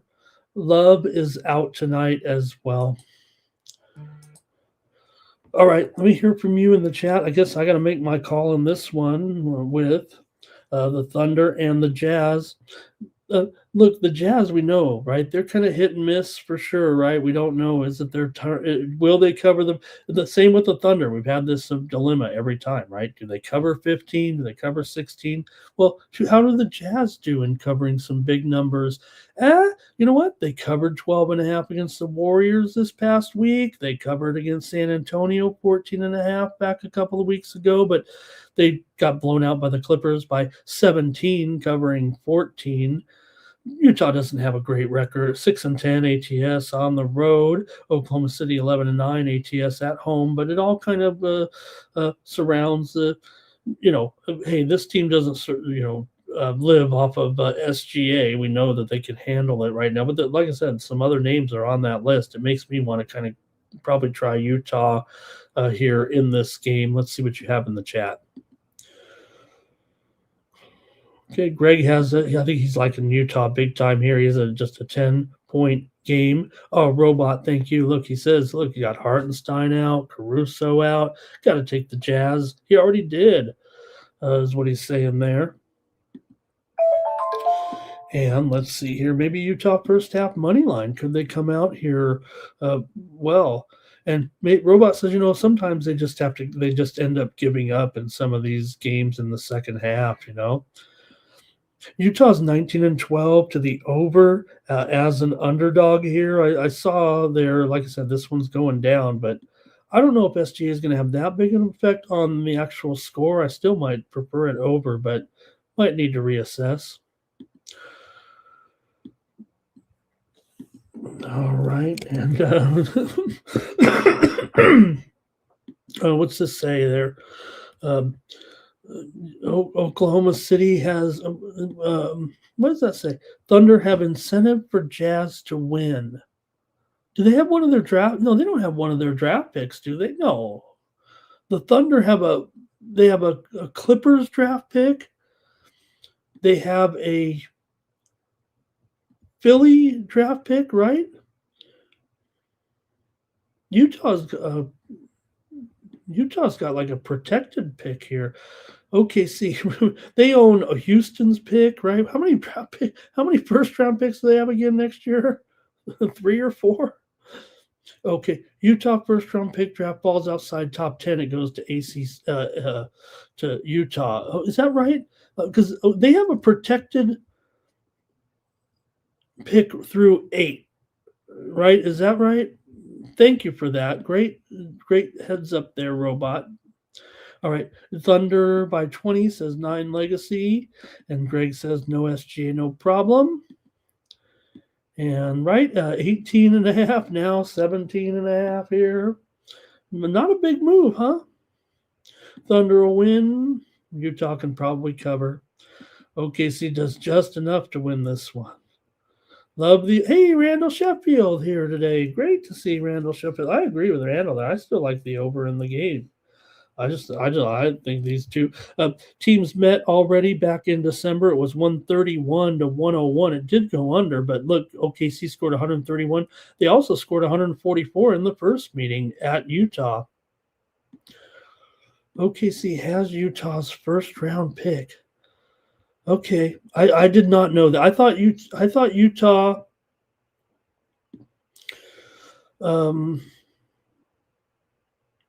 Yeah, I thought Utah was a protected. That would set up the Thunder absolutely terrific there. Obviously, right? I thought the Thunder had. They have the Clippers pick for sure. I'll have to look into it. I believe you. But I didn't know that they had Utah. What was the deal on that one? Okay, I'm sure. Okay, let's see. Utah here. They have the Clippers pick. They have the Sixers pick. They have Houston's pick. Washington owns Oklahoma City's pick, actually. All right, let me just keep going here. They're very interesting, though. If it falls below 8, right, okay, so it's a protected pick. Okay, got it. You guys know what you're talking about. Fernando here, Jazz first half, and appreciate that. All right, oh, God, Robot Clock. Jeez, these guys they were making terrible trades back then, some of those teams. Oklahoma City, they've obviously got the best general manager in the game, don't they? Okay, I'm going to have to take the Jazz now in this one. Okay, great job, you guys. Oh, man, I love doing this show. Lakers and Spurs here. The Spurs, I think we're seeing a little bit of a move here right now in this one. I'm showing the Spurs here. They're generally an 8. Yeah, about an 8.5 point favorite. Total 235.5. This one looks right on the Lakers. What happened? We said Coach JJ got all, we got to be more professional. These guys are not acting right. Then all of a sudden they go on a little bit of a tear, even with their star young player, Reeves, out of the lineup. They got to get a guy in there like LaRabia to step up here over the last couple of games, and all of a sudden the Lakers, look what they did in that game there last night with the Pelicans and the late run there. The Lakers, man, the Pelicans were beating them there in the fourth quarter big time. It looked like doomsday for the Lakers. Here they come. All of a sudden they outscored the Thunder in the fourth quarter, 32-17 to overcome that deficit and go right on by, and they covered the spread. They've won and covered 3 straight right now. San Antonio, meanwhile, a couple losses in a row to Portland and Memphis here. So, look, the Lakers are 11-7 against the spread on the road, and they're getting big-time points here against the Spurs. But I don't know. Usually these are the ones where you kind of trust the spread a little bit. Let's see what you guys think in this one. Spurs won the meeting back in December at LA, 132-119, although the Lakers won another meeting at home, 118-116 back in November. They were a 1.5 point dog there in that one. For the Lakers here, they've won and covered 4 of their last 5. They've covered 4 of the last 6 meetings with San Antonio. San Antonio is just 1-5 ATS in their last 6 games, although they've won 12 of their last 18, still playing pretty well. San Antonio's got under in 6 of their last 7. The Lakers have had a few unders here as well of late. The last 2 games did go under. Also, though, 5 of the last 6 meetings between these 2 teams have gone over. When I look at these 2 teams, I think over right away, but still a pretty high number. It's just the Lakers are 11-4 to the over as an underdog this season. Let's go to the chat and see what you guys have here. The Spurs are just 9-13 against the spread as a favorite. So let's see what you got here. I'm kind of partial to the Spurs maybe here, even with this situation. Let's see what you got. The Lakers are doing well, man. It seems like every time they here we go. All right, and it's going to be 9 Legacy to start us off. He says Lakers on the spread, and Luke could have a big game. Robot says they should cut Ayton.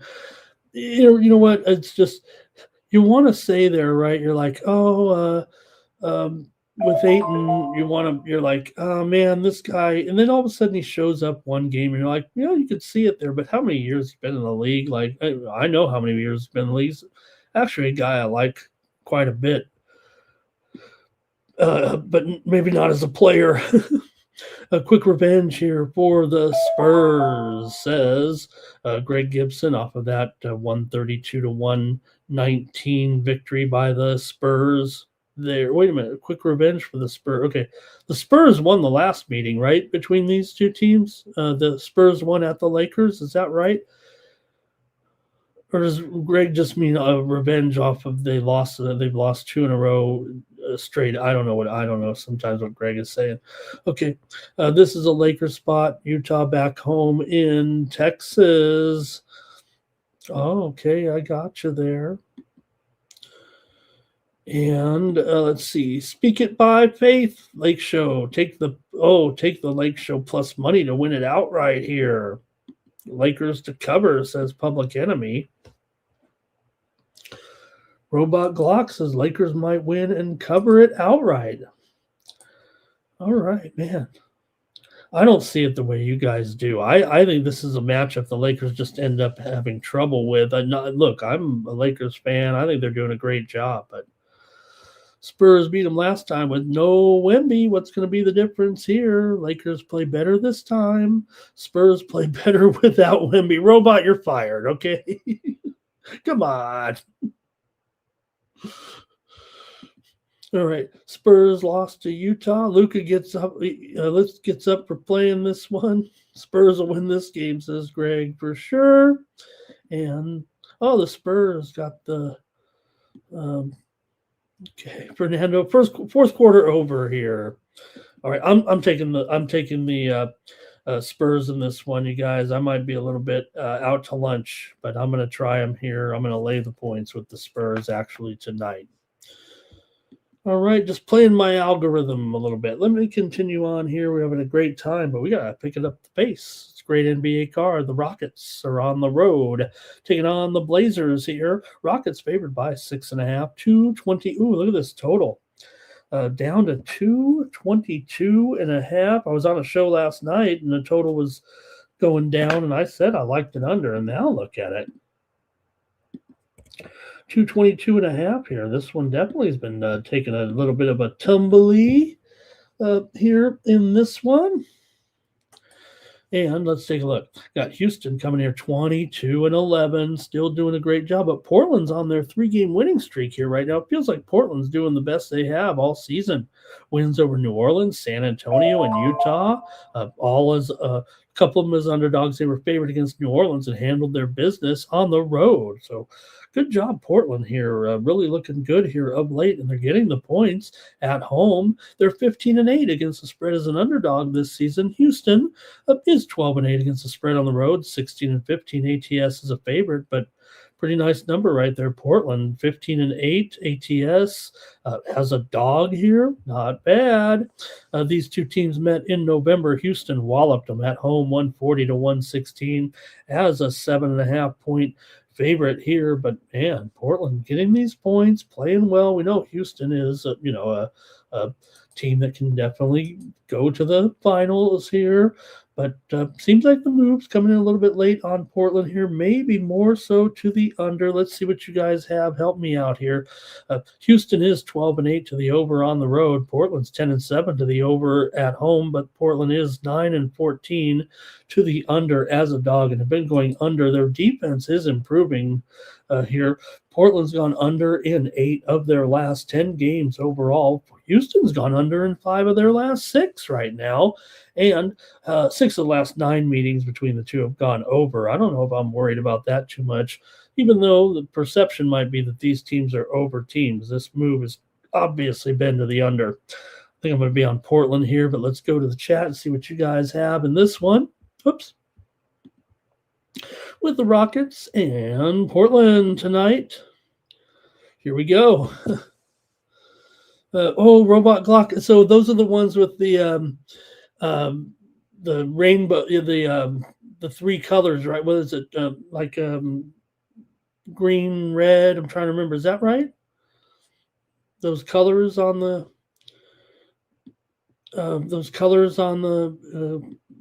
the Spurs use, that thing in the middle, right? With the, I want to say rainbow there. It's like turquoise. Isn't it like a heritage thing, like a turquoise, pink, and orange or something like that? All right, Greg says 117 to 107. Here's 9 Legacy. I always wanted a van, I hung out with the kids. I say the kids, man. I was the kid, but some of the older kids, and I say kids, they were young men at the time, but they were. I probably shouldn't have been hanging out with them at 8 and 9 years old, but they told me one time we were riding in a van, and there was a little cute lady, and I'm like 10 years old, and they're like, open the door and tell the girl that you love her. And they opened the door, and I said, I love you, I really do. And I was 10 years old, hanging out in the back of a van with a bunch of, I think they were stoners at the time. All right. Breaking news here right now. Let's see if we can't get to this. We might even need a breaking news banner here in this one. Let's see what's going on. If it's serious enough here, let's go to it. I think we can use a little breaking news here right now. Let's bring up the banner and go with a little breaking news.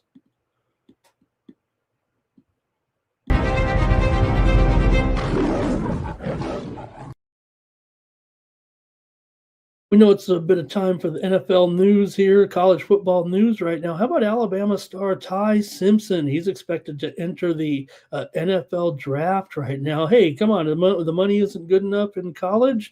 Alabama quarterback turning pro. He just informed the Alabama coaches of his decision here this morning. So Ty Simpson, I think what he kind of sees here, right? Look at the quarterback draft here right now, and who the names. I think this might be the best chance here a little bit. There is a chance that he returns to Tuscaloosa. Nothing is certain. When you declare, it doesn't mean, but there's also a chance he could end up as a transfer, I think. Right here. So we'll see, but I just think maybe because of the landscape of the quarterbacking here, it feels like a little bit. I think that's why we might see Simpson going pro here, maybe just a little bit weak on the draft class. Simpson this year, 3,500 yards, 28 touchdowns, 5 interceptions. He was a 5-star recruit coming in. So that just in, Ty Simpson, look, he wasn't knocking their socks off necessarily at Alabama. And if anything, the Alabama quarterbacks outside of, well, I don't know, what they have done okay. Give Hurts a little, in there and stuff. But these Alabama quarterbacks always aren't. I'm thinking Mac Jones got it done here. Maybe they are better than I give them credit for. So Simpson going to the draft, I've got mixed feelings, I think, about this one, because does feel like he could have made some good money here again. I guess that's going to leave Russell and Austin Mack in there at Alabama to compete for the job there, I guess, next year. Remember, Simpson was basically the number 1 dual threat quarterback in the nation when he was recruited there to Alabama. So that just in here on the Morning Steam show.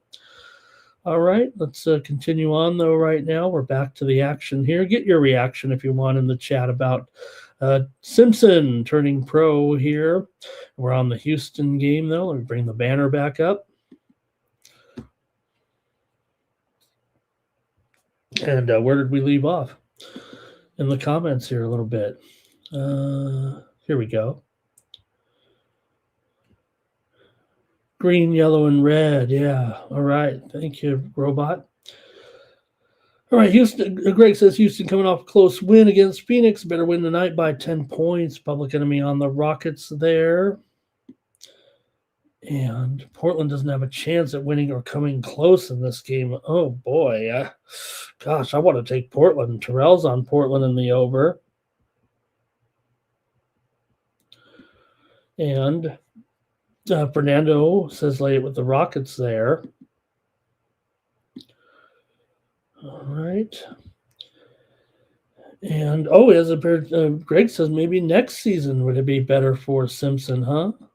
Oh, number one next season because of the other quarterbacks and coming in number one. Good point there. Good point. All right, and I'm gonna go ahead and take the Portland Trailblazers in the game there. But good comments there on the Simpson news. There, Robot says nothing yet. Yeah, Robot. Hey, Robot. You know I'm gonna bring you I'm the hottest on the news. Okay, I always bring you the news first. That's why you guys are here with me on the Morning Steam Show. Come on. All right, we're not done yet. We got one more here. Bucks and the Warriors. Here with this one, the Bucks come in 16-20. The Warriors 19-18 right now. With this one, take a look and see what you got here with these two Warriors here. Let me check this line out. Actually, 6-230 or so. Maybe it's ticked up a little bit. Got the Warriors coming in here, 11-15 ATS as a favorite coming into this one. Meanwhile, Milwaukee just 6-12 to the under on the road, but Golden State is 16-10 to the over as a favorite. Milwaukee 8-11 to the under as a dog. Coming into this one, the Warriors have failed to cover in 5 of the last 6 meetings between these two teams. Milwaukee's won 4 of their last 5. They just came in over a win over Sacramento. They crushed them the other night. They also beat Charlotte, did not cover. For Golden State here, they've won 6 out of their last 9, but just 1-5 against the spread in their last 6 games overall. 5 of the last 7 meetings between this series have gone over. However, the under for Milwaukee under in 14 of their last 19 games overall. They're dating back to what did I say? 6-12 to the under on the road. 14 of their last 19 under overall. Coming into this one, I don't know. I think this one to me. Golden State is a favorite. That is what equals the over to me, I think, in this one. Let me see what you guys have here in this game with Golden State favorite. This one might be the toughest one for me, actually. Let me get your picks on it. Help me out here. Go to the chat in this one already. All right. Bucks for Robert. Robert is our Milwaukee correspondent here. And I don't know, are the Warriors so inconsistent right now with not only their streakiness, if you will. Draymond questionable with an ankle turn. Gary Payton is questionable as well. But pretty good bill of health here for Milwaukee coming in. 9 Legacy says Milwaukee on the spread. Kane says let's go Bucks on the money line here. And Greg likes this one. I think he likes the Bucks. With this matchup. Okay. I'm going to just take the over in this one. I'm going to go over with these two. Give me the over in this one between Milwaukee and Golden State tonight at 2:30. I'll just take the over here. All right, I guess that's it for you guys there in the chat. That's it for the NBA. What a great card. Let's go right to college basketball. I want to look at several games on this card for sure. This is a big card. And we can look at several games here with a short hockey card today. I think we can look at maybe even 10 games today. Would that be okay with you guys? We'll start here with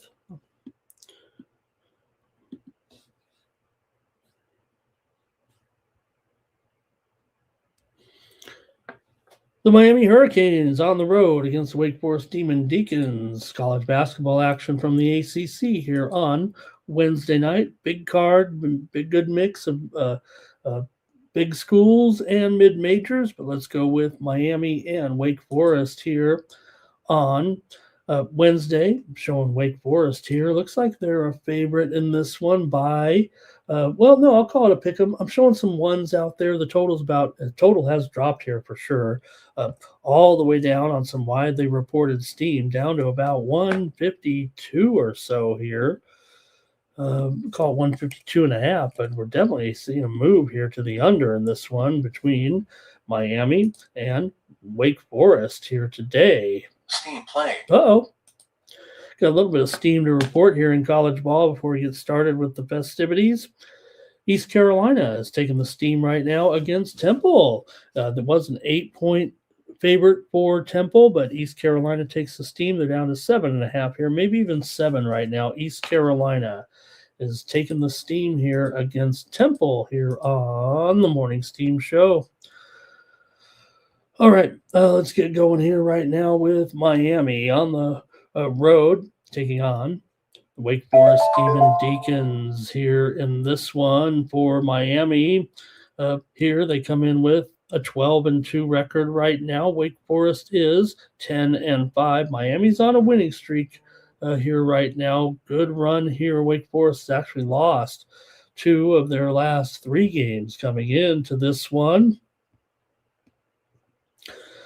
Miami off of wins over Pittsburgh, although they did not cover that one at home, laying 9.5. They only won by 7. They blew out North Florida. Didn't cover against Florida International. Didn't cover against Monroe when they were laying big numbers. They did beat Southern Miss by 24 points as a 19.5-point favorite.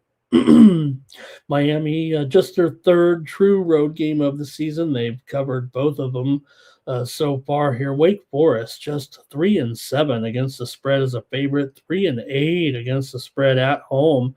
Kind of a disappointment here, but they did beat Virginia Tech in their last game, but did not cover. They've actually failed to cover in 4 straight games coming into this one. Miami's won 7 in a row. They've won 8 of their last 12 over Wake Forest overall, but get this. Miami is just 1-16 straight up in their last 17 games on the road, and they're not taking on a slouch here, right, in Wake Forest, so I don't think I can get behind Miami in this one. Wake Forest has at least won 7 of their last 10, and they are 8-2 at home so far this season straight up, 9-1 straight up as a favorite, if you want to call them a favorite here. Maybe they're favored by 1 point, but that's pretty bad. 1-16 against the spread in your last 17. You're not going up, you're up against a Wake Forest team. I don't want to, call Wake Forest out or anything, but they're not the worst team here in the ACC at this time. Although, the ACC runs deep. Wake Forest got to be right there in the middle. I mean, look, you got some teams at the bottom this year like Pitt, Florida State, Boston College are all 0-2 right now. So I got to take Wake Forest here in this one for sure. Give me the Demon Deacons to win this one over Miami. Let's go to the chat and see what you guys have here. Makes me want to find out who they beat. Who did they beat on the road? And was it this year?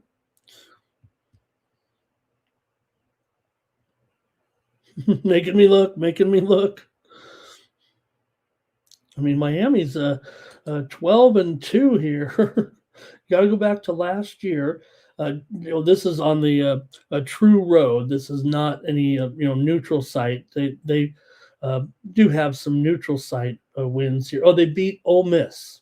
They beat Ole Miss 75-66 back on December 2nd. So give them credit for that one. It was last year that they were running up against so many. Remember, they were terrible last year. It's been a big turnaround for Miami, actually, right? Last year, remember, they went just 7-24 under Coach Larinaga. And now we got Coach Lucas in here doing a great job in his first season as a college head coach, man. This guy's doing an excellent job. They won their opener against Pittsburgh. Just a matter of have they turned it around? I'll take Wake Forest here. All right, here we go with Kane, though. Likes Miami on the money line. Greg says the Deke. So win this one. Wake here for Twisted as well. Fernando's on Wake here. And it's Tim Duncan. Wow, that's neat. Oh man, I can remember those teams. I remember where I was watching those great Wake Forest teams. All right, Demon Deacons here for Robert as well. Twisted, got to leave these up here. He's sharing his plays with us today. He's got Davidson, Charlotte, Cashville, and Wake. And Wake of all those teams. Robert's on. Hey, Robert Dixon's here. Hello to Robert. He's got Wake. And let's see here. Wake's played a much tougher schedule than Miami. Look at that. Wow, Miami. Is that really bad? Let's see who they've played so far, this Miami team. Jacksonville, Bethune-Cookman, Stetson, Delaware State, Louisiana Monroe, North Florida. They've had a few tough ones in there, but lost them. They lost their two toughest games to Florida and BYU on neutral courts there. Here we go. Let's see. Public Enemy on Wake. Yeah, there it is. Robert just said those two games right there. Terrell on Miami, though, here. Those are some great Wake teams, right? Nobody, baby. All right. Going to take Wake in that one. Let's go next up to Oklahoma taking on Mississippi State. We already mentioned the steam that came in, right, in this one with OU. What was it on Mississippi State? So I think they got to update the line first of all, first business at hand, and make Ole Miss a favorite. I think they're only about a 1-point favorite. I'll just copy and paste this and take it from this side and move it to this side. There you got it. The total, though, here needs to be updated. It is currently at 158.5. There we go. There we go with Oklahoma. Yep, taking on Mississippi State here. Mississippi State is now the favorite in this matchup with OU. So the line has shifted there. A little bit of steam that came in. We mentioned in that one on Mississippi State. OU comes in 11-3 overall. Mississippi State is 9-5, but both teams come in here with solid winning streaks currently.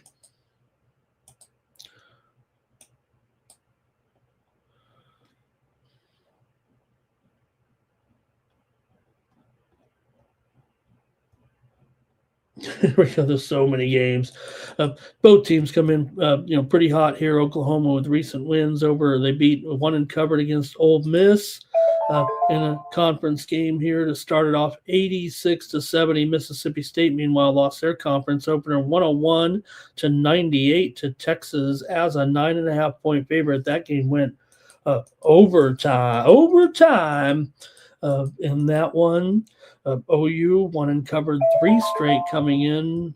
OU's won and covered in that last game against Mississippi. Mississippi State, meanwhile, 3 straight covers coming into this game. Covers over not only Texas, but also a cover over Alabama State and also Memphis coming in. But Mississippi State is just 2-6 against the spread at home. However, OU is just 1-4 against the spread on the true road here so far this season. So some conflicting numbers here for sure. Oklahoma actually is just 4-9 against the spread in their last 13 games overall. Mississippi State's covered for their last 5. Both teams, as I mentioned, on a 5-game winning streak right now. Mississippi State 6-1 straight up at home so far this season, but Oklahoma did win their only true road game so far. 4 of the last 5 games for Oklahoma here have gone under on the road. However, they're over in 4 of their last 5. I'm all over the place with this one.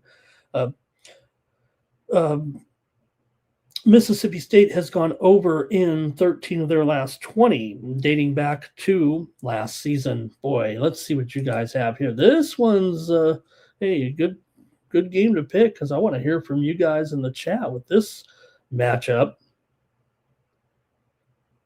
Here we go.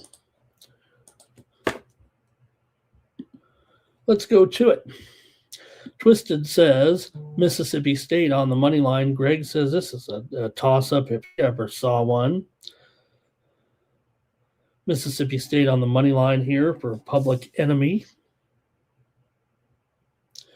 And yeah, that one was a crazy one though, Greg. I think it went overtime there, right? I'm going to take Mississippi State here at home in this one. Give me the Bulldogs here. I'll chase that steam a little bit at 1.5. Give me Mississippi State over OU. Robot Clock is with me. All right. Robert's going to take the Sooners, though. Okay. Last year's meeting between the two was 93-87. OU got the win at home. They were actually a 4.5-point dog in that one. Wake Forest money line, Oklahoma money line for 9 Legacy. Thank you, 9 Legacy.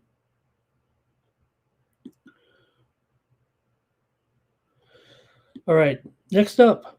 Hey, this is a good one right here. This is a good one right here for sure between St. Louis and VCU. We already talked about the steam that came in there, right? I'm on this. I already made my pick.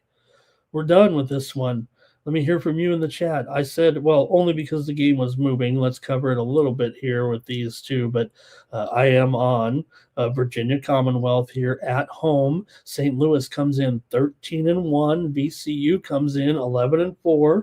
Both teams on solid winning streaks here coming into this one. So let's hear from you in the chat. Show VCU right now a 2.5-point favorite here currently. It's maybe even 3. I'm even showing 3.5 at one offshore book. So at least let's move it to 3 here. And that total, man, 171.5 here.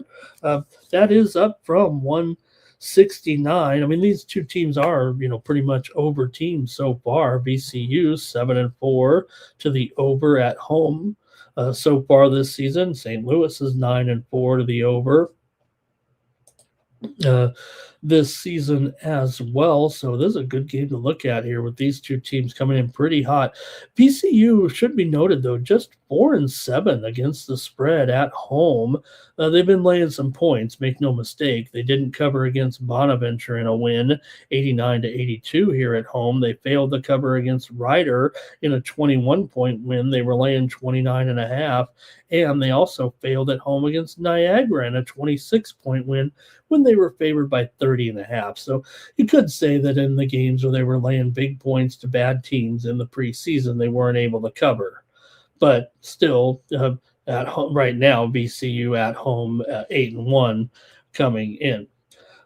St. Louis is 8-5 against the spread overall, and even though VCU didn't cover those big spreads, they're still 6-4 against the spread as a favorite. St. Louis is just 1-6 ATS against VCU in the last 7 meetings. St. Louis does come in with a 7-game winning streak. VCU's won 5 in a row. 5 of the last 6 meetings between the two teams have gone over, and we're looking at that 171.5. Do you guys think that these? To me, I've gotten beat on some of these. You know me, I'm afraid to get off of them sometimes when I'm chasing this steam a little bit. But a lot of these super overs, if you know what I mean, this year, we've had these 169s, 170s. They seem to still go under every time. It feels like maybe I'm just losing the games that I'm betting those overs. St. Louis has gone over in 6 straight. VCU's gone over in 5 of their last 6. So both teams kind of trending over. I think the Sharps are on the over here as well, but maybe it is getting a little bit too high. Maybe I'll end up on the under here. Just bet it. Give me VCU. Let's go to the chat. Okay, thank you for Twisted there for your comments here on a few. Hey, we're good to see my guy Stokes back with us in the chat there. I think he was talking about the last game there, but I want to say hello to my guy Stokes. He was talking about the total in that Oklahoma and Mississippi State game. Hello to Stokes. Twisted's on St. Louis on the money line here to get it done. Greg's got it real close to the number. Maybe he likes over. VCU maybe for Glocks. 9 Legacies on St. Louis, though. And let's see here. Anything else with this one? Yeah, 9 Legacy. I'm starting to go with what you're saying here. Look, I mean, My algorithm was saying under in this game. My notes, and me handicapping. I think the computer might save me here. And great to see you, Stokes. Thanks for coming by. Robert here on BCU. Look, I think if there was a tiebreaker here for me, it's the fact that you look at the last few meetings between these two. Now, St. Louis did win last year in January, 78-69, as a 5.5 point dog at home. Before that, it was a run of covers, 6 straight for VCU. So maybe St. Louis found the solution. We'll see. Maybe Robbie Avila and crew here could do it. All right. VCU in the over here for Greg. Public Enemy likes St. Louis. No problem with St. Louis having a good team too, but I'm going to take the VCU Rams here in this one. But St. Louis 13-1, looking good. It looks like they'll be live here for the conference as well. Maybe we could just take a peek right now here real quick at the situation in the A10.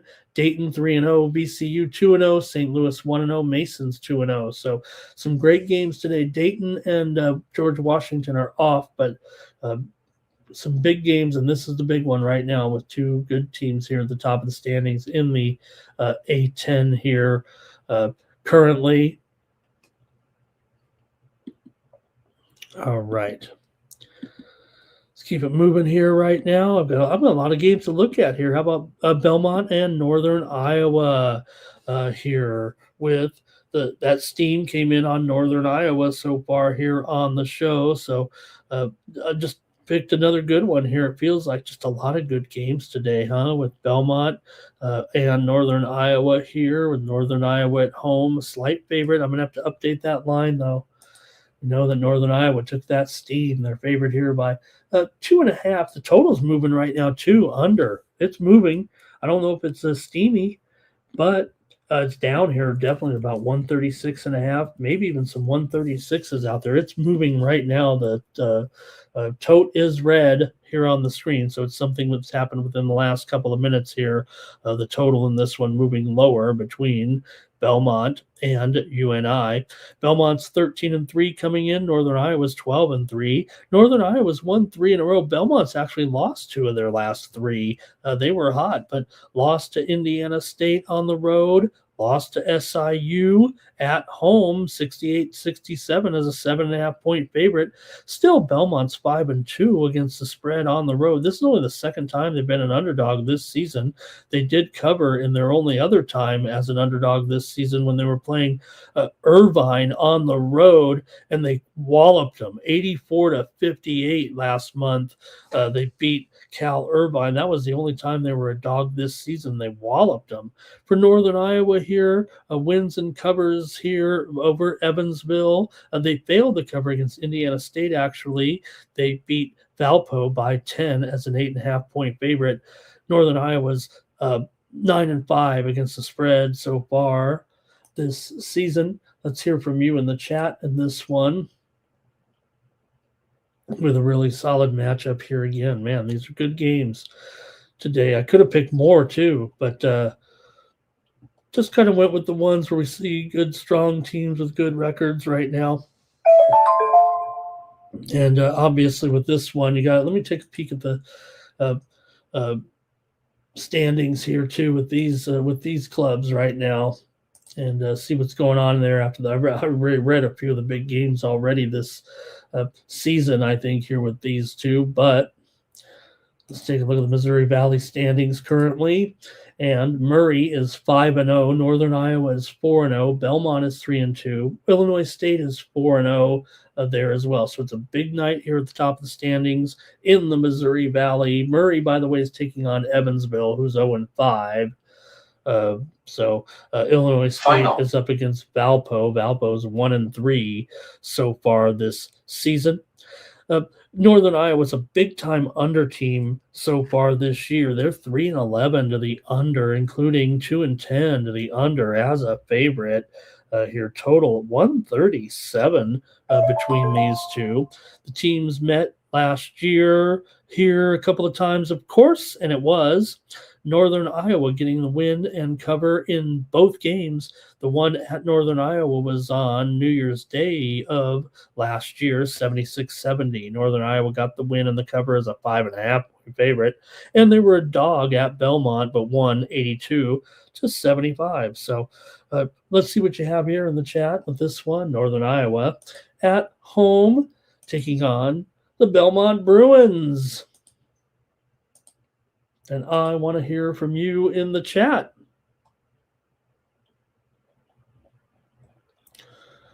And let's see what you got.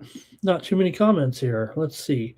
Greg here with his prediction here, or his ratings at 68-64. There, that's an under. That is an under city for sure. Robert here is on Northern Iowa. And also on the under there. I might be in that boat too. Also, Greg says Northern Iowa underrated. I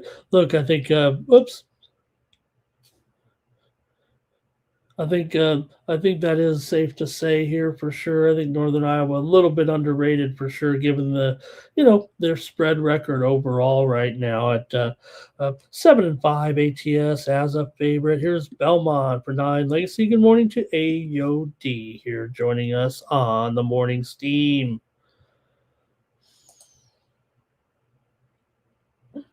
All right, Belmont, Northern Iowa. Okay, I got to make my move here in this one between these two. And, I think I got to be solid on that under, man. These Northern Iowa games are under city. I'm going to take it here under and see if that keeps up. I mean, 137 actually seems kind of the meeting here at Northern Iowa. I did mention the scores from last year, but I will say that the total on this matchup last year in both games were 153.5 and 154. So I think bookmakers and odds makers are onto this Northern Iowa team a little bit here with these totals.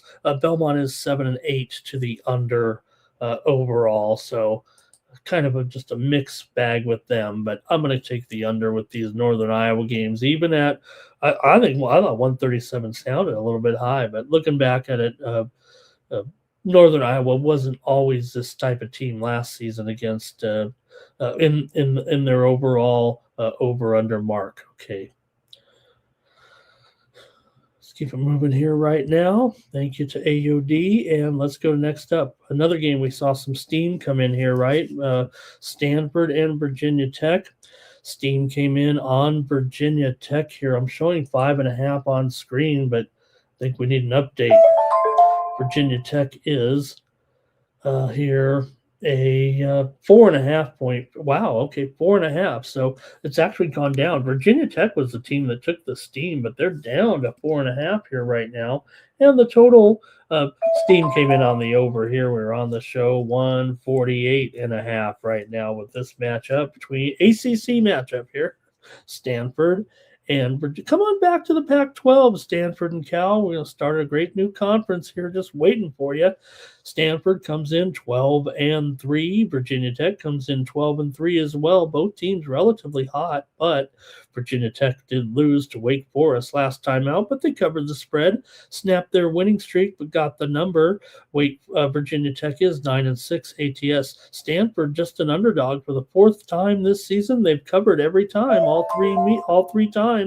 They just covered as an underdog against Louisville in a 4-point loss on January 2nd. They also won and covered against Colorado on the road, winning by 9 as a 2.5-point dog. So Stanford's had a little bit of a good run here right now. Virginia Tech, meanwhile, did lose to Wake, but before that, they beat Virginia. Got the money there. Beat Virginia as a 5.5-point dog. They beat Elon, but just by 1 point.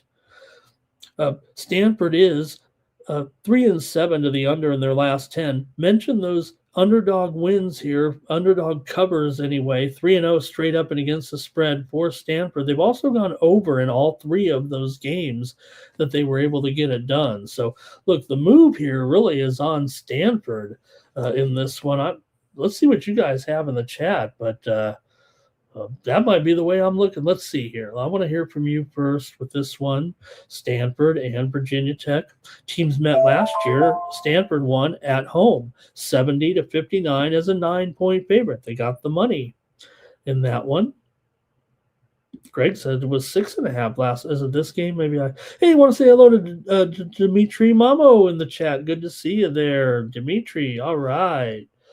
Nice to see Dimitri with us. Greg here says a 3-point game. He likes Stanford and the under here in this one. All right, maybe not too much from you guys here with this matchup, so maybe I'll just get ready to make my call here with Stanford on the road here, taking on Wake Forest. We'll say this, Stanford, let me take a look here. Stanford here, not necessarily great on the road dating back to last year, but still got these other covers here so far. Virginia Tech is 6-1 ATS, 6-1 straight up in ATS in their last 7. They've also won 9 straight games at home this season. They're 9-0. They've been favored in every game at home so far this season.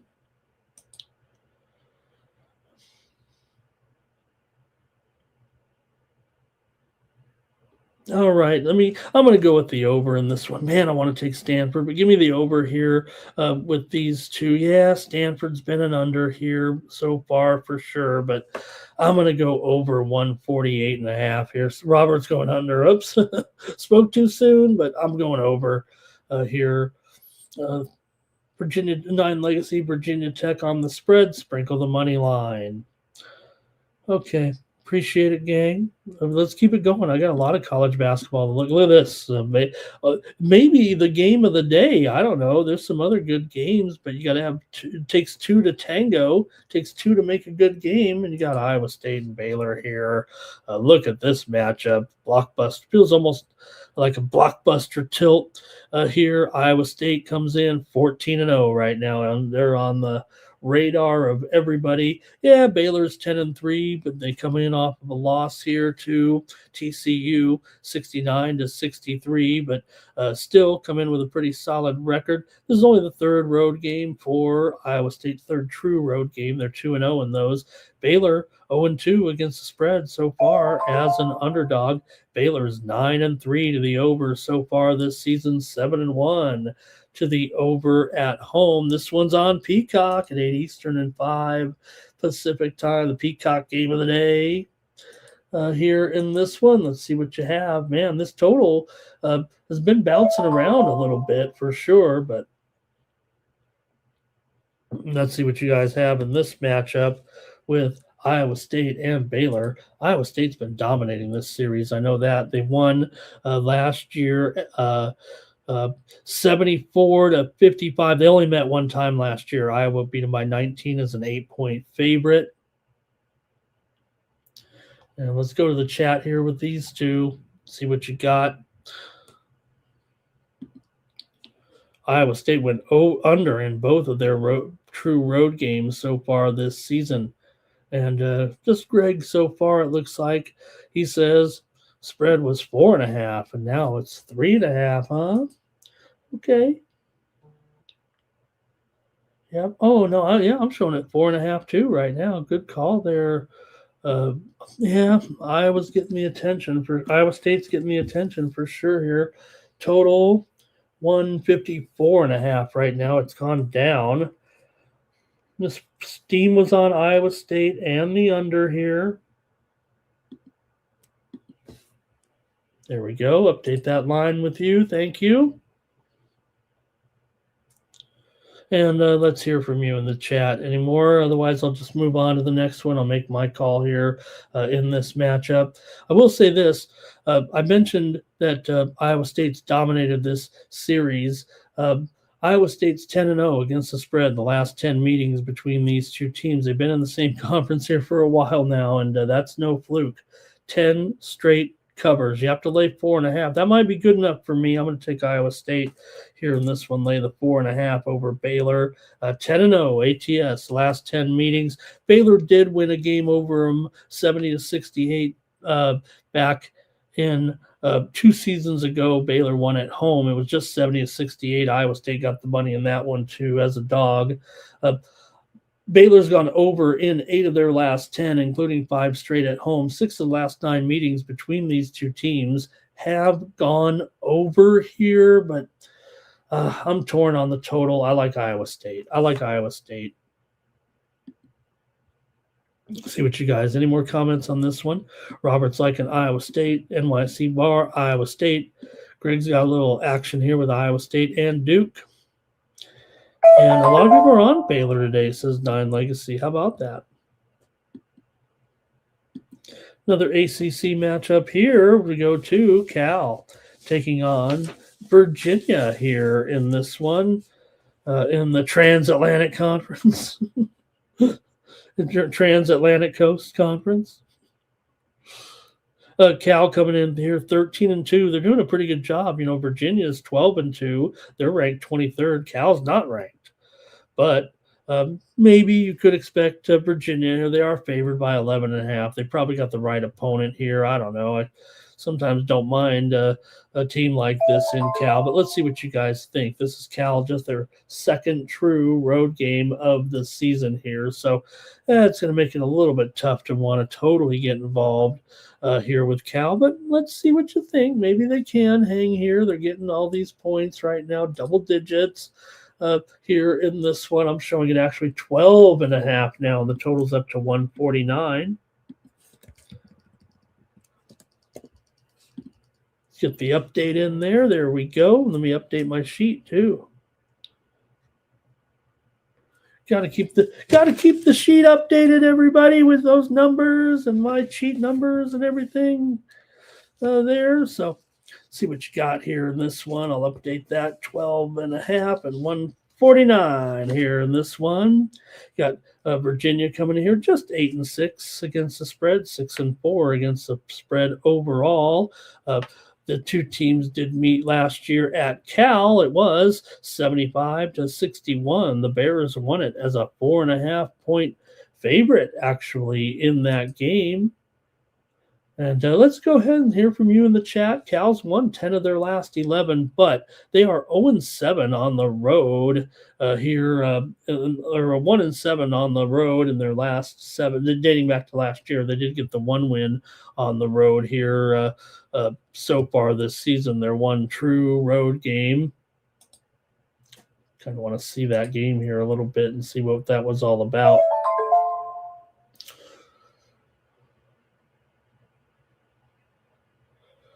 There we go. Cal beat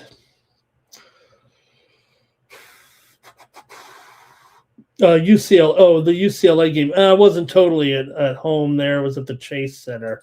But they did win that game over UCLA 80-72. Their losses are to Kansas State and to Louisville. They're 1-1 here currently in conference play. ACC has Duke on top, Clemson 2-0.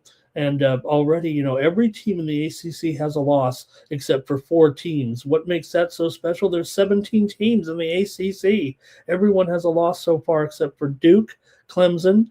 Duke's 3-0, Clemson's 2-0, SMU's 1-0, and Miami's 1-0. What a run, what a ride we're going to be in for in the ACC this year, huh? Probably just Duke. Who am I kidding? See what you guys have in this one with Cal coming in here. Cal is 6-8 to the under so far this season.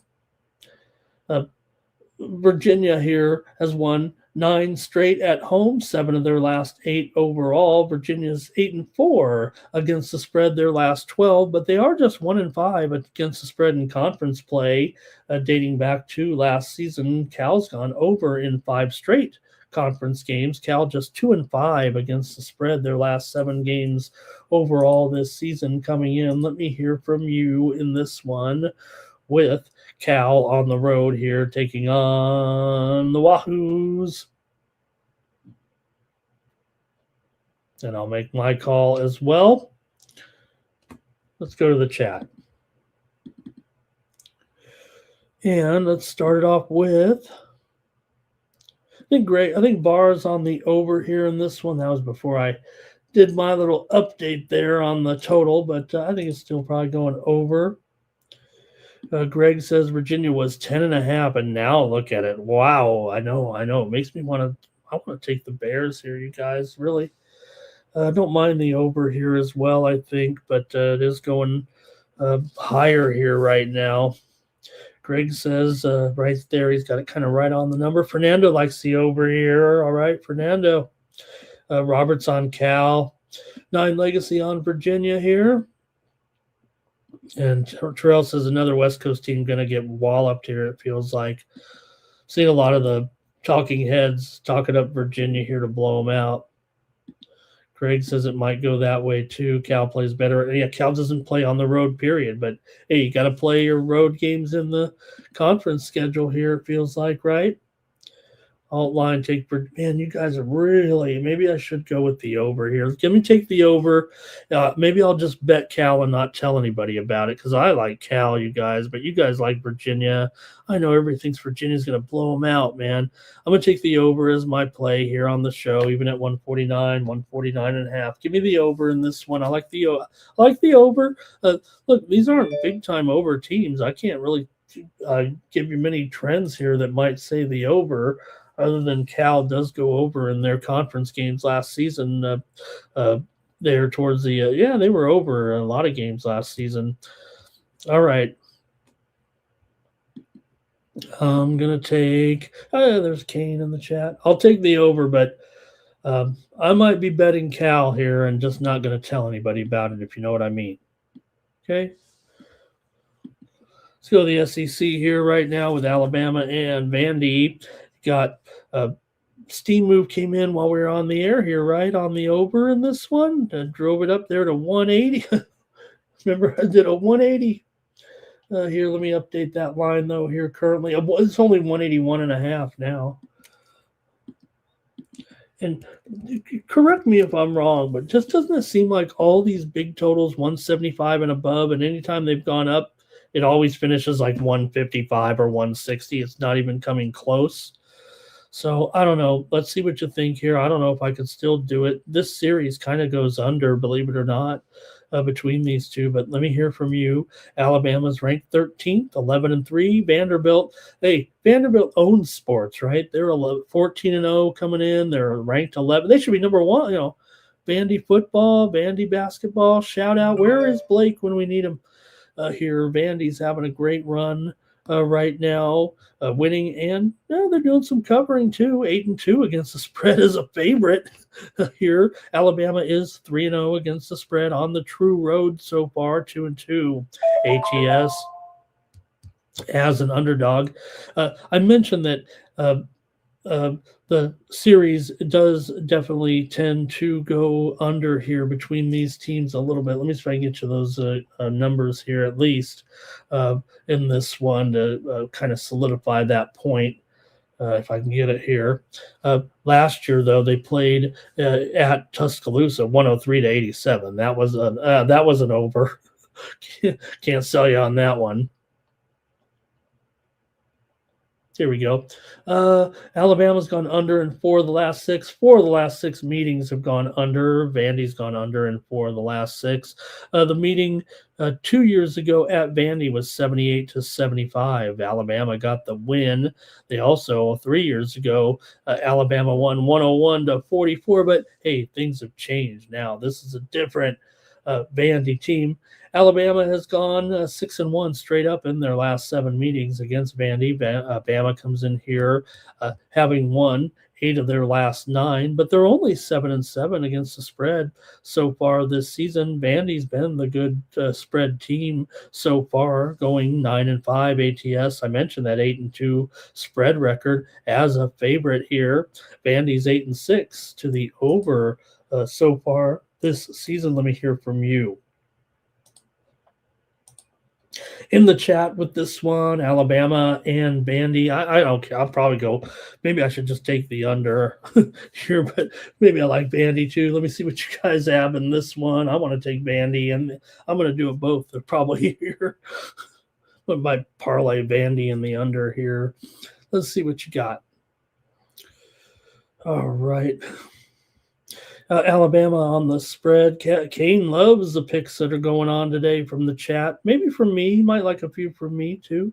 Robot says wrong team favorite. He likes probably, I think he means this game because Alabama, they're pretty good. Like I said, Vandy is undefeated though, right? So far, Vandy at home, 7-0. They've won they haven't lost as a favorite yet. Bama has played, yes, Bama here, no doubt. That's what makes Bama so special right now in this situation. They've played the tough schedule. They've had a strong season so far as well. Losses to top 5 teams, Purdue, Gonzaga, and Illinois, but they own a top 10 win over they lost to Arizona. Purdue, Gonzaga, and Arizona were the losses. They own a top 10 win over Illinois so far, and they've done a pretty good job. They just come in off a win over a top 25 team in Kentucky. They beat Yale. They beat South Florida. They beat a top 35 in Clemson. Robert likes Vandy here. And Alabama money line for 9 legacy. Terrell says go under here with Vandy. Fernando likes Alabama plus the points. And Greg says, I'm doing it. I'm going to go a double play. This is my fake graphic that I can't make for myself because maybe I should do more. I know Grok, he can take women in winter sweaters and put them in string bikinis. I could at least make a double play graphic when I want to bet, but I don't know. That's what I heard anyway. I don't know if that really happens, but I'm going to take Vandy and the under in this one. I don't like these overs that keep going higher and then it still goes under and I end up losing. So I'm going to take the under in this one. I've learned my lesson. Give me Vandy in the under for a little double play action tonight in the SEC. Going to parlay it up. All right. I'm going to keep going right now. I've got more great college basketball action. We're not done. SMU and Clemson. I got 85 of you in here. I'm not stopping here at this point, even if there is what is this White House press briefing about dietary guidelines for Americans? Let me see here. Big Macs, fries. Is that what they're going to tell us? SMU and Clemson here. The Mustangs are ranked 24th in the we already talked about those ACC standings. This is a big game. SMU and Clemson. You want to keep pace with Duke, you better win this one. SMU's won 3 straight. Clemson won 5 straight. SMU lost to LSU on the road, but then came back. They opened they beat UNC here 97-83 in ACC play. At home, getting that win. Clemson, meanwhile, with conference wins here over Pittsburgh and Syracuse, and they covered the spread in both of those matchups. Line here, 4.5, 149 right now with Clemson.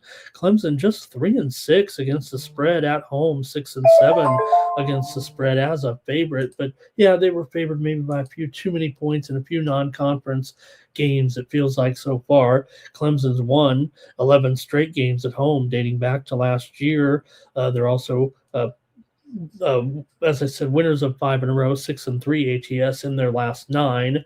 SMU's 7-3 on the road, dating back to last season, just 1-1 straight up on the road so far this season. That loss to LSU. SMU's gone over in 5 straight coming into this one, but Clemson's gone under in 5 of their last 6 games coming in. This is a good one here and a big one already, given what we've just said about the ACC standings right now. Like we said, with those two of the 3. Look, Duke's 3-0. These 2 teams have the only other 2 in the ACC, well, Miami as well, but that have no losses in conference play so far. So if you want to have a chance, you better win this one, even though we're just a couple of games into the season. Let's go to the chat and see what you like. A good game tonight, SMU and Clemson. Man, college basketball going to be on fire here tonight. I know what I'm doing, and it's going to be on the over. I'm going over. I'm chickening out. Not going to make a call on the side here, but maybe I have a premium. This total, though, at 149.5, I got to go over here. So far, SMU 9-5 to the over, 3-1 to the over on the road, as 3-1 to this road dog, actually, so far. So give me the over with this one. I will caution you, these two teams met last season. They met twice last season. They met once in the conference tournament. It was 57-54, but the regular season meeting, it did go over 79-69. That's obviously under this number, but I think we're dealing with a little bit different this year. I'm going over in this one with SMU and Clemson. Let's go to the chat here right now, and it's going to be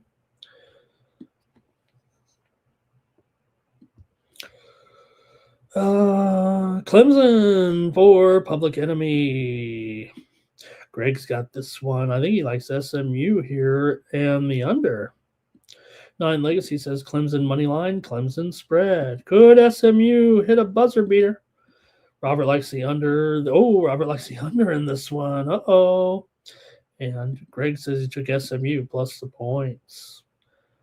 All right, great job, guys. I got one more, if that's okay. Come on, Arkansas here taking on Ole Miss. Arkansas 11-3, ranked 15th. Ole Miss ranked they're 8-6 at Black Pavilion here in Oxford.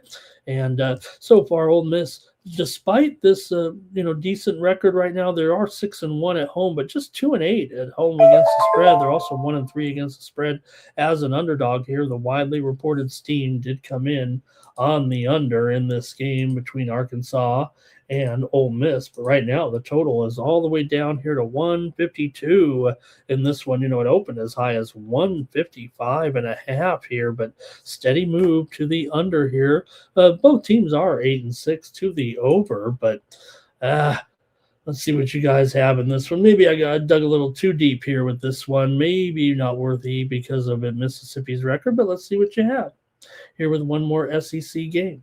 Arkansas is 8-1 ATS in their last 9 overall. They've won 6 of 7 coming in. Ole Miss just 2-11 against the spread right now in their last 13 decisions. Like I said, 3-11 against the spread so far. Not great. So I kind of want to take Arkansas here. I think that's why I kind of put them up on the screen here. But let me hear from you in the chat in this one. I'm taking Arkansas in this one. Give me the Hogs here on the Morning Steam Show to get it done against Ole Miss on the road. All right. Yeah, he says that's what I thought, Greg. I thought Arkansas should be a little bit higher there. So maybe I'm just a Calipari guy, right? All right, that's going to do it for the college basketball. Thank you, everybody. Great segment, man. I think that was our most college basketball games that we did all year. Who does more college basketball than the morning? There are a couple other guys that are doing some more college basketball than I am, but we talk all the games here. It's only those exclusive college basketball shows, I think. Okay, let's keep it moving here right now. We're going to go to the hockey. We've got 5 games to look at, and we got just a short time to do it. Man, we've been here already. We're going to go on here for nearly 2.5 hours. Could you imagine some jerk like me sitting here talking for 2.5 hours straight, and only when I need to collect my brain do I even stop for about 5 seconds and stare at my computer and going, what am I doing here? Okay, here we go. Let's go to our card tonight in the National Hockey League. We'll go quickly here. Thank you, everybody. So honored to have nearly 100 of you in here right now. Should have did more college basketball. Dallas taking on the Caps here in this one to get us started. Interesting game here, right, with the Capitals. $1.25 at home. Total 6.5 here in this one. Dallas, in one of their struggling here for the first time in quite a while. Dallas with this losing streak right now. I don't think they're broken or anything, but it is a losing streak. No doubt about it. Dallas has lost 6 in a row now here after that last one over against Carolina there last night, 6-3. They've had trouble stopping. They're having rough time goaltending right now during this losing streak. I think they've given up, I want to say 25 or 26 goals in these 6 games. However, they have defeated Washington in 7 of last 8 meetings between the two, but still you got a team that's struggling in Washington. Hey, they're not terrible, right?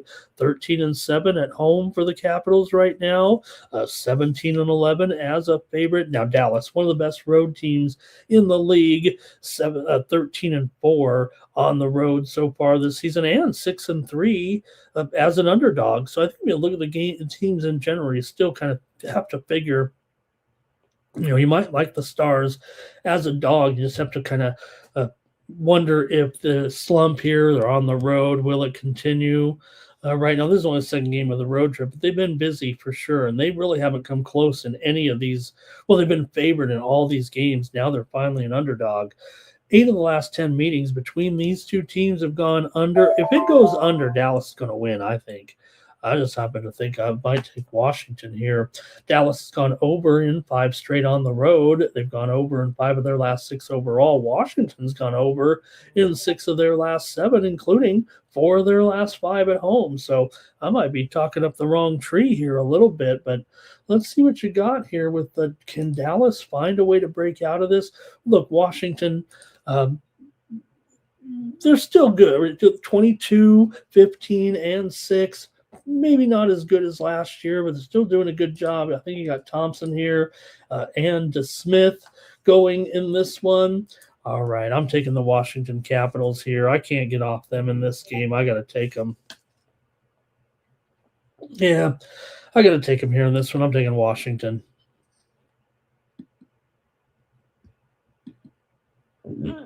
Public enemies on the Caps. Look at this. Look at this. Robert's on the Caps. Greg is on the Caps. Timothy's got it over. And Speak It by Faith says he likes the Stars, though. He does like the Stars here. Also, Nine Legacy likes the Stars. So, look, you got to respect Stars.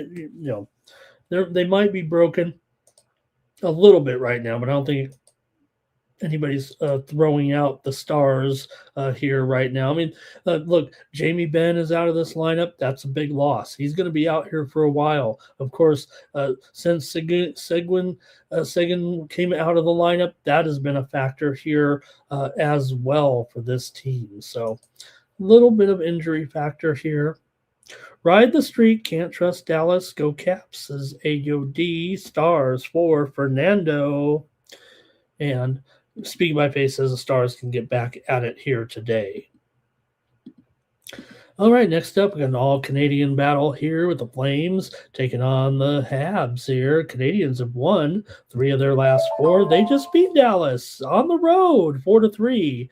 Here, playing pretty well right now. Montreal here, and their favorite against Calgary.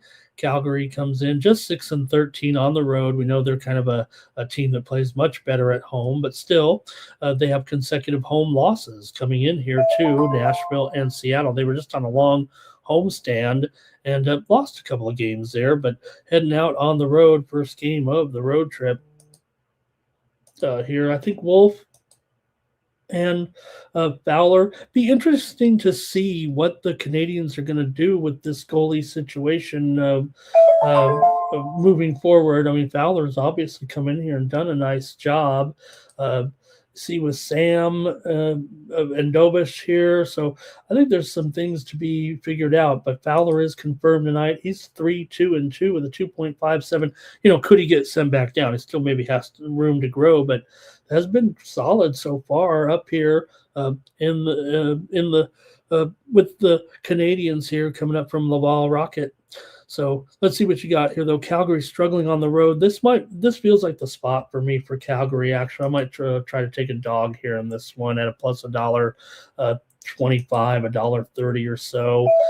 Look, I know the Canadians here 6-2-2 in their last 10, 10-8 though as a favorite this season, and I'm gonna take the Flames. I'm going for an upset here. Give me the Flames in this one over the Canadians tonight. Hey, I've been hot on the ice.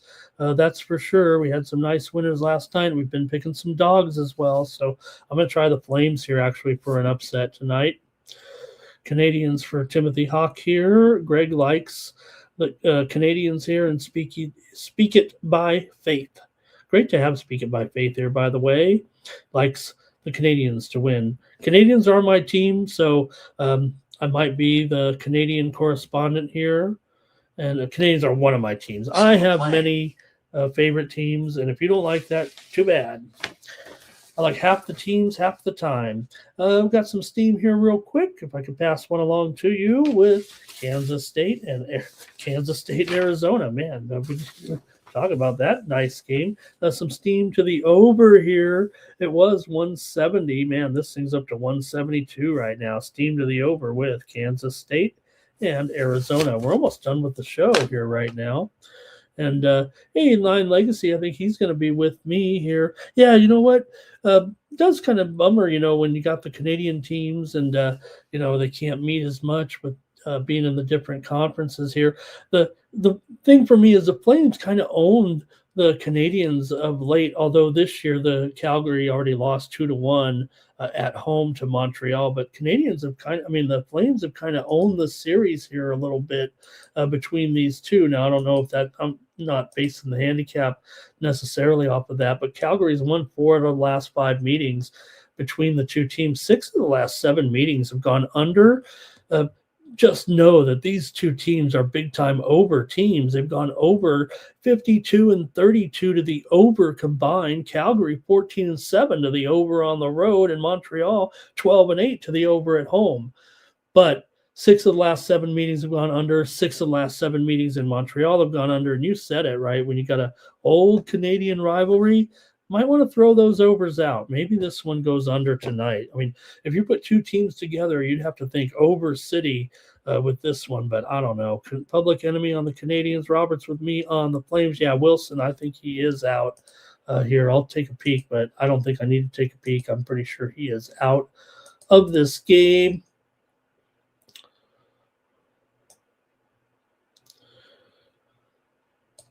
Yep, I know we're talking Caps and Stars, but yeah, Wilson. Oh, he's questionable. He is questionable. Protas is out though. He's hit the IR actually for the Caps. All right, and let's see. Flames at home for Greg, and that's what I see. Nine Legacy. When these two teams meet, it's always low scoring. Man, 2-1 this year. Last year 1-0, 3-2 there. All right. Next up, we got the Blues taking on the Blackhawks here in Central Division matchup. In this one, you got St. Louis 17-8-8, Chicago 17-18-8. Yeah, and Chicago 17-18-7. No wonder I thought I was seeing double. This is a TNT game of the night here, the second game of the TNT doubleheader here right now with St. Louis coming in off of a couple losses. They were the team that beat Montreal, by the way, 2-0 last time out. They also beat BGK. Chicago's won 3 in a row, and they're playing pretty well. But still, St. Louis just 3-12 as a favorite this year, and here they are favored on the road against the Blackhawks. Now, Chicago is 17-23 as an underdog, and not great. They're actually, you think of that record right there, 17-23 as an underdog, but man, the pretty bad run here for the Blues. They're about $1.20 and the total 5.5, maybe 5.5 flat right now. St. Louis has won 5 of the last 6 meetings at Chicago. Here, Chicago's lost 10 of their last 15. St. Louis has actually won 6 of the last 7 meetings between these two teams. But like I said, not doing well as a road favorite this year. Makes it kind of tough. These two teams did meet already a couple times this season. Blues won 3-2 at home. And Chicago won at St. Louis earlier, 8-3 in this one. St. Louis is 10-5 to the over as a favorite coming in, but Chicago's kind of an under team so far. Let me hear what you guys have in this one, and then I'll make the call here. I think we're going to see goals, though. Hofer and Knight. Let me see what you got in the chat. All right, it's going to be, let's see, Speaking by Faith is singing the blues. I guess that's why they call it the blues. Time on my hands could be time spent with you.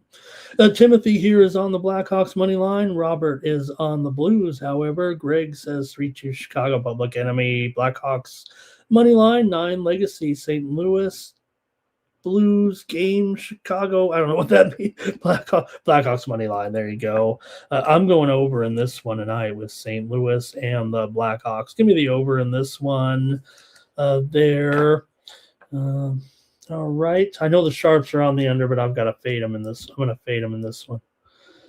All right, two more here. How about the Senators on the road taking on the Mammoth? Ottawa 20, 16-5. Ottawa, Utah 20, 20-3. Utah off of a win here. Last out over the Rangers, 3-2 on the road. They just returned home from a 3-game road trip where they beat the Islanders and the Rangers, lost to New Jersey. Ottawa, meanwhile, had won 2 straight but lost to Detroit last time out. Still, Ottawa decent 10-8 on the road so far. Utah comes in here just 9-7 at home so far. They are $1.25 favorite here in this one. Total 6 over at -120. Let's see what you guys want to do here with this one. Ottawa comes in here having won 5 of the last 7 between these two teams, the two franchises. Ottawa, however, has lost 4 of their last 6, despite winning 2 of their last 3. I don't know. You got Ottawa here over in 4 of their last 5. They've gone over in 7 of their last 9 on the road. 7 of the last 9 meetings between the two teams have gone over, including 5 of the last 6 when this franchise has been at home. A couple of those games were at Arizona, but also Utah has gone over in 6 of their last 7 games at home overall, and Ottawa's been a big time over on the road, as I mentioned. Not only that 7 of 9 streak, but 13-7 to the over on the road overall. So let's see what you have here in this one with Ottawa taking on the Mammoth. In this one, I know what I'm doing. Let me hear from you guys. I'll just say it right now before I go to the chat. I'm on Ottawa here to win this game. Give me Ottawa on the road. I think they're going to put up some goals here in this one. If I had to beat Greg Gibson here, I'd say 4-3 Ottawa. Let's see what you got.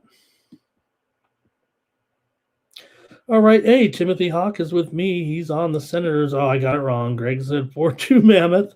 Robert's with me on Ottawa here. Speaking by faith and likes Ottawa too, and so does 9 Legacy. I thought I was going to be all cool and stuff, saying I want Ottawa. You guys are on Ottawa. Public Enemy, though, likes the under.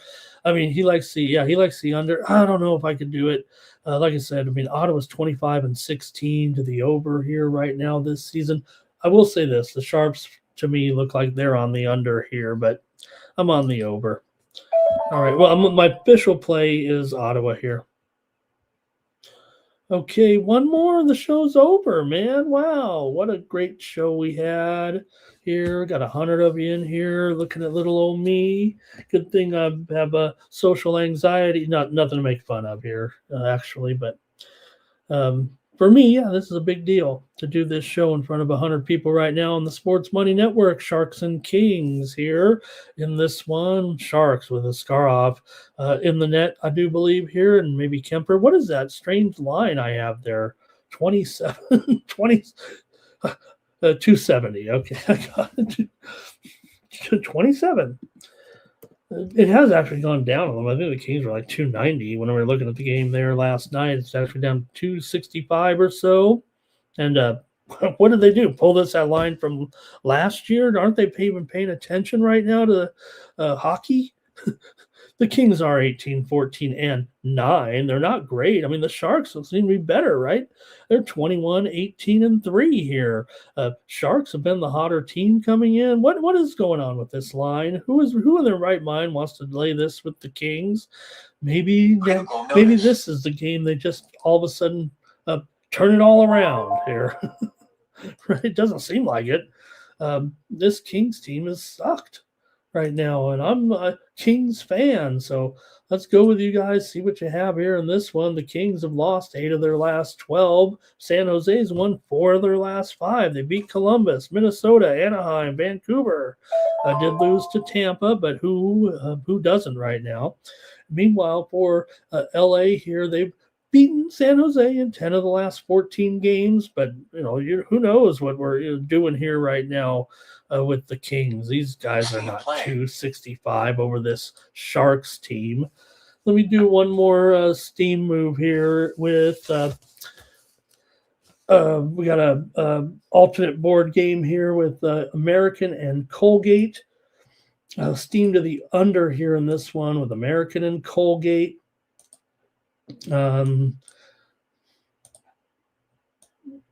Just to get off target here, it was 149.5. We're down to 148 here right now with American and Colgate. Some steam to the under here right now on the extra board. I think that was the first extra board game we've talked about at all with any steam there right now. We got some America East action here on the board today on the extra board. Yep, I see it here.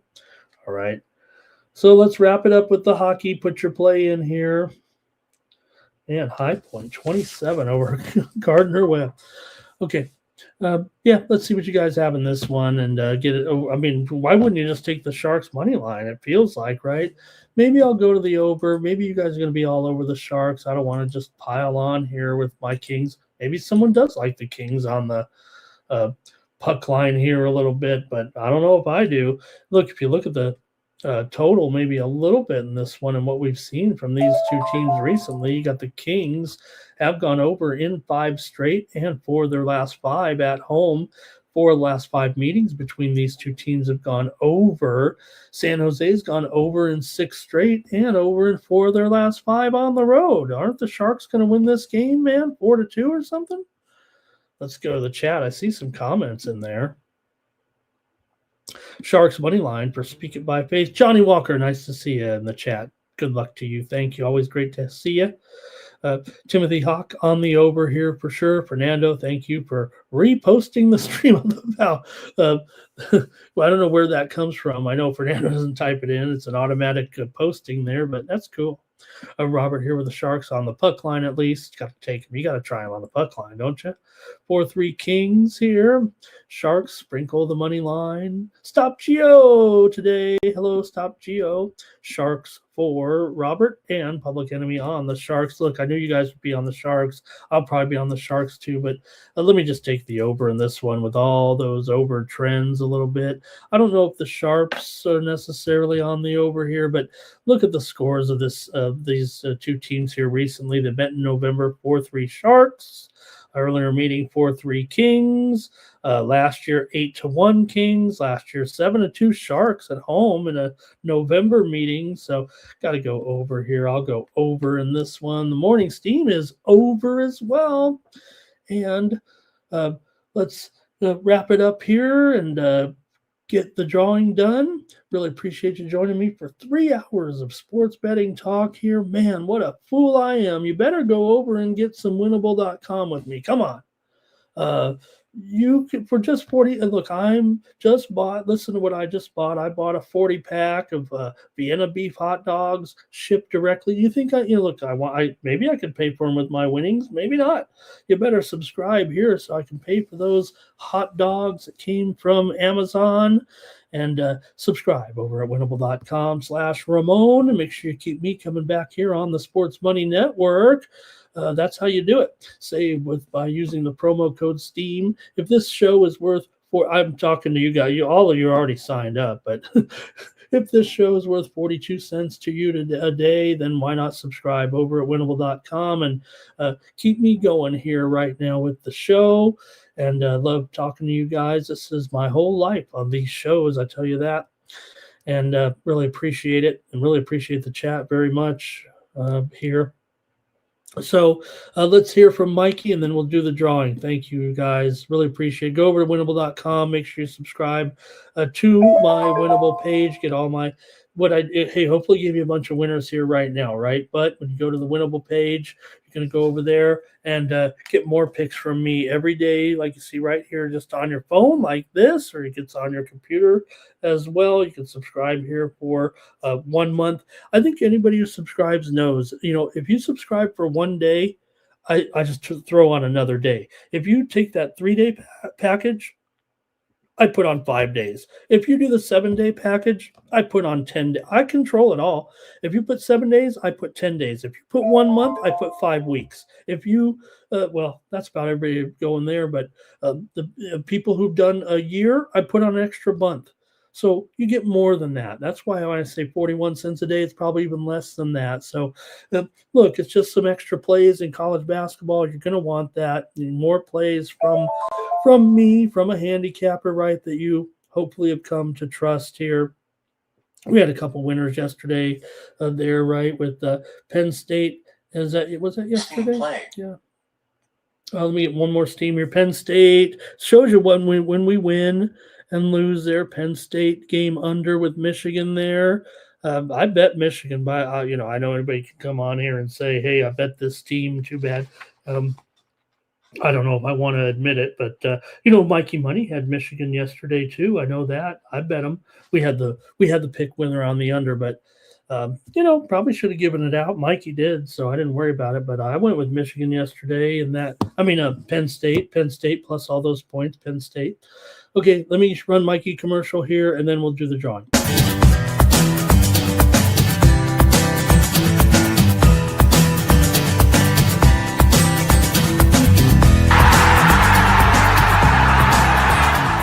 Hey, it's Mikey Money here, letting you know the Sports Money team is live on Winnable. Come check out our best bets.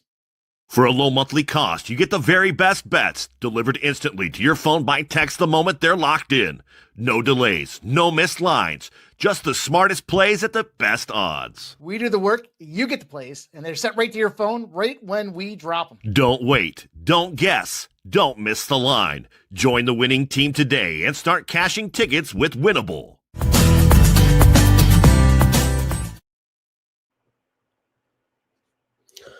All right, let's do the drawing. Fernando's got some soccer in there for us today. He likes Chelsea on the money line.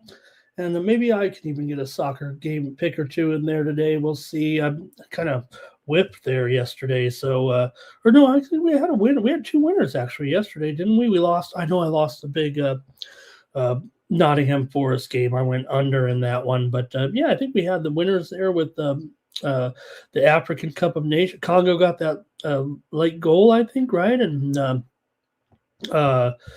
we had the over in the Juventus game there yesterday. Let's do the drawing here right now and see who wins. Big number in there. 37 of you. Is that what that says? 31. Okay, here we go.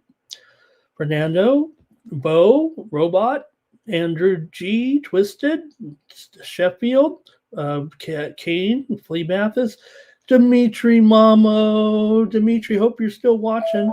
If you are, you can sign up by using the promo code winner over at winnable.com/Ramon. Dimitri, if you want to see what those plays are all about, I really appreciate you stopping by every day and saying hello. And that'll be it for the show. But Dimitri's our winner today of the drawing. And what a day it's going to be. So I wish we had some early action, but we'd have some tennis out. I mean, we have some, and I haven't opened my public tennis card just yet, man. I did watch some matches last night and saw Danielle Collins in the studio. I guess that means she's officially retired now, but she looked good in the studio. It looked like doing a good job announcing is what she did. All right, that's going to do it here. Let's get this going and appreciate everybody. Be back tomorrow. More morning steam. Join Mikey Money today here at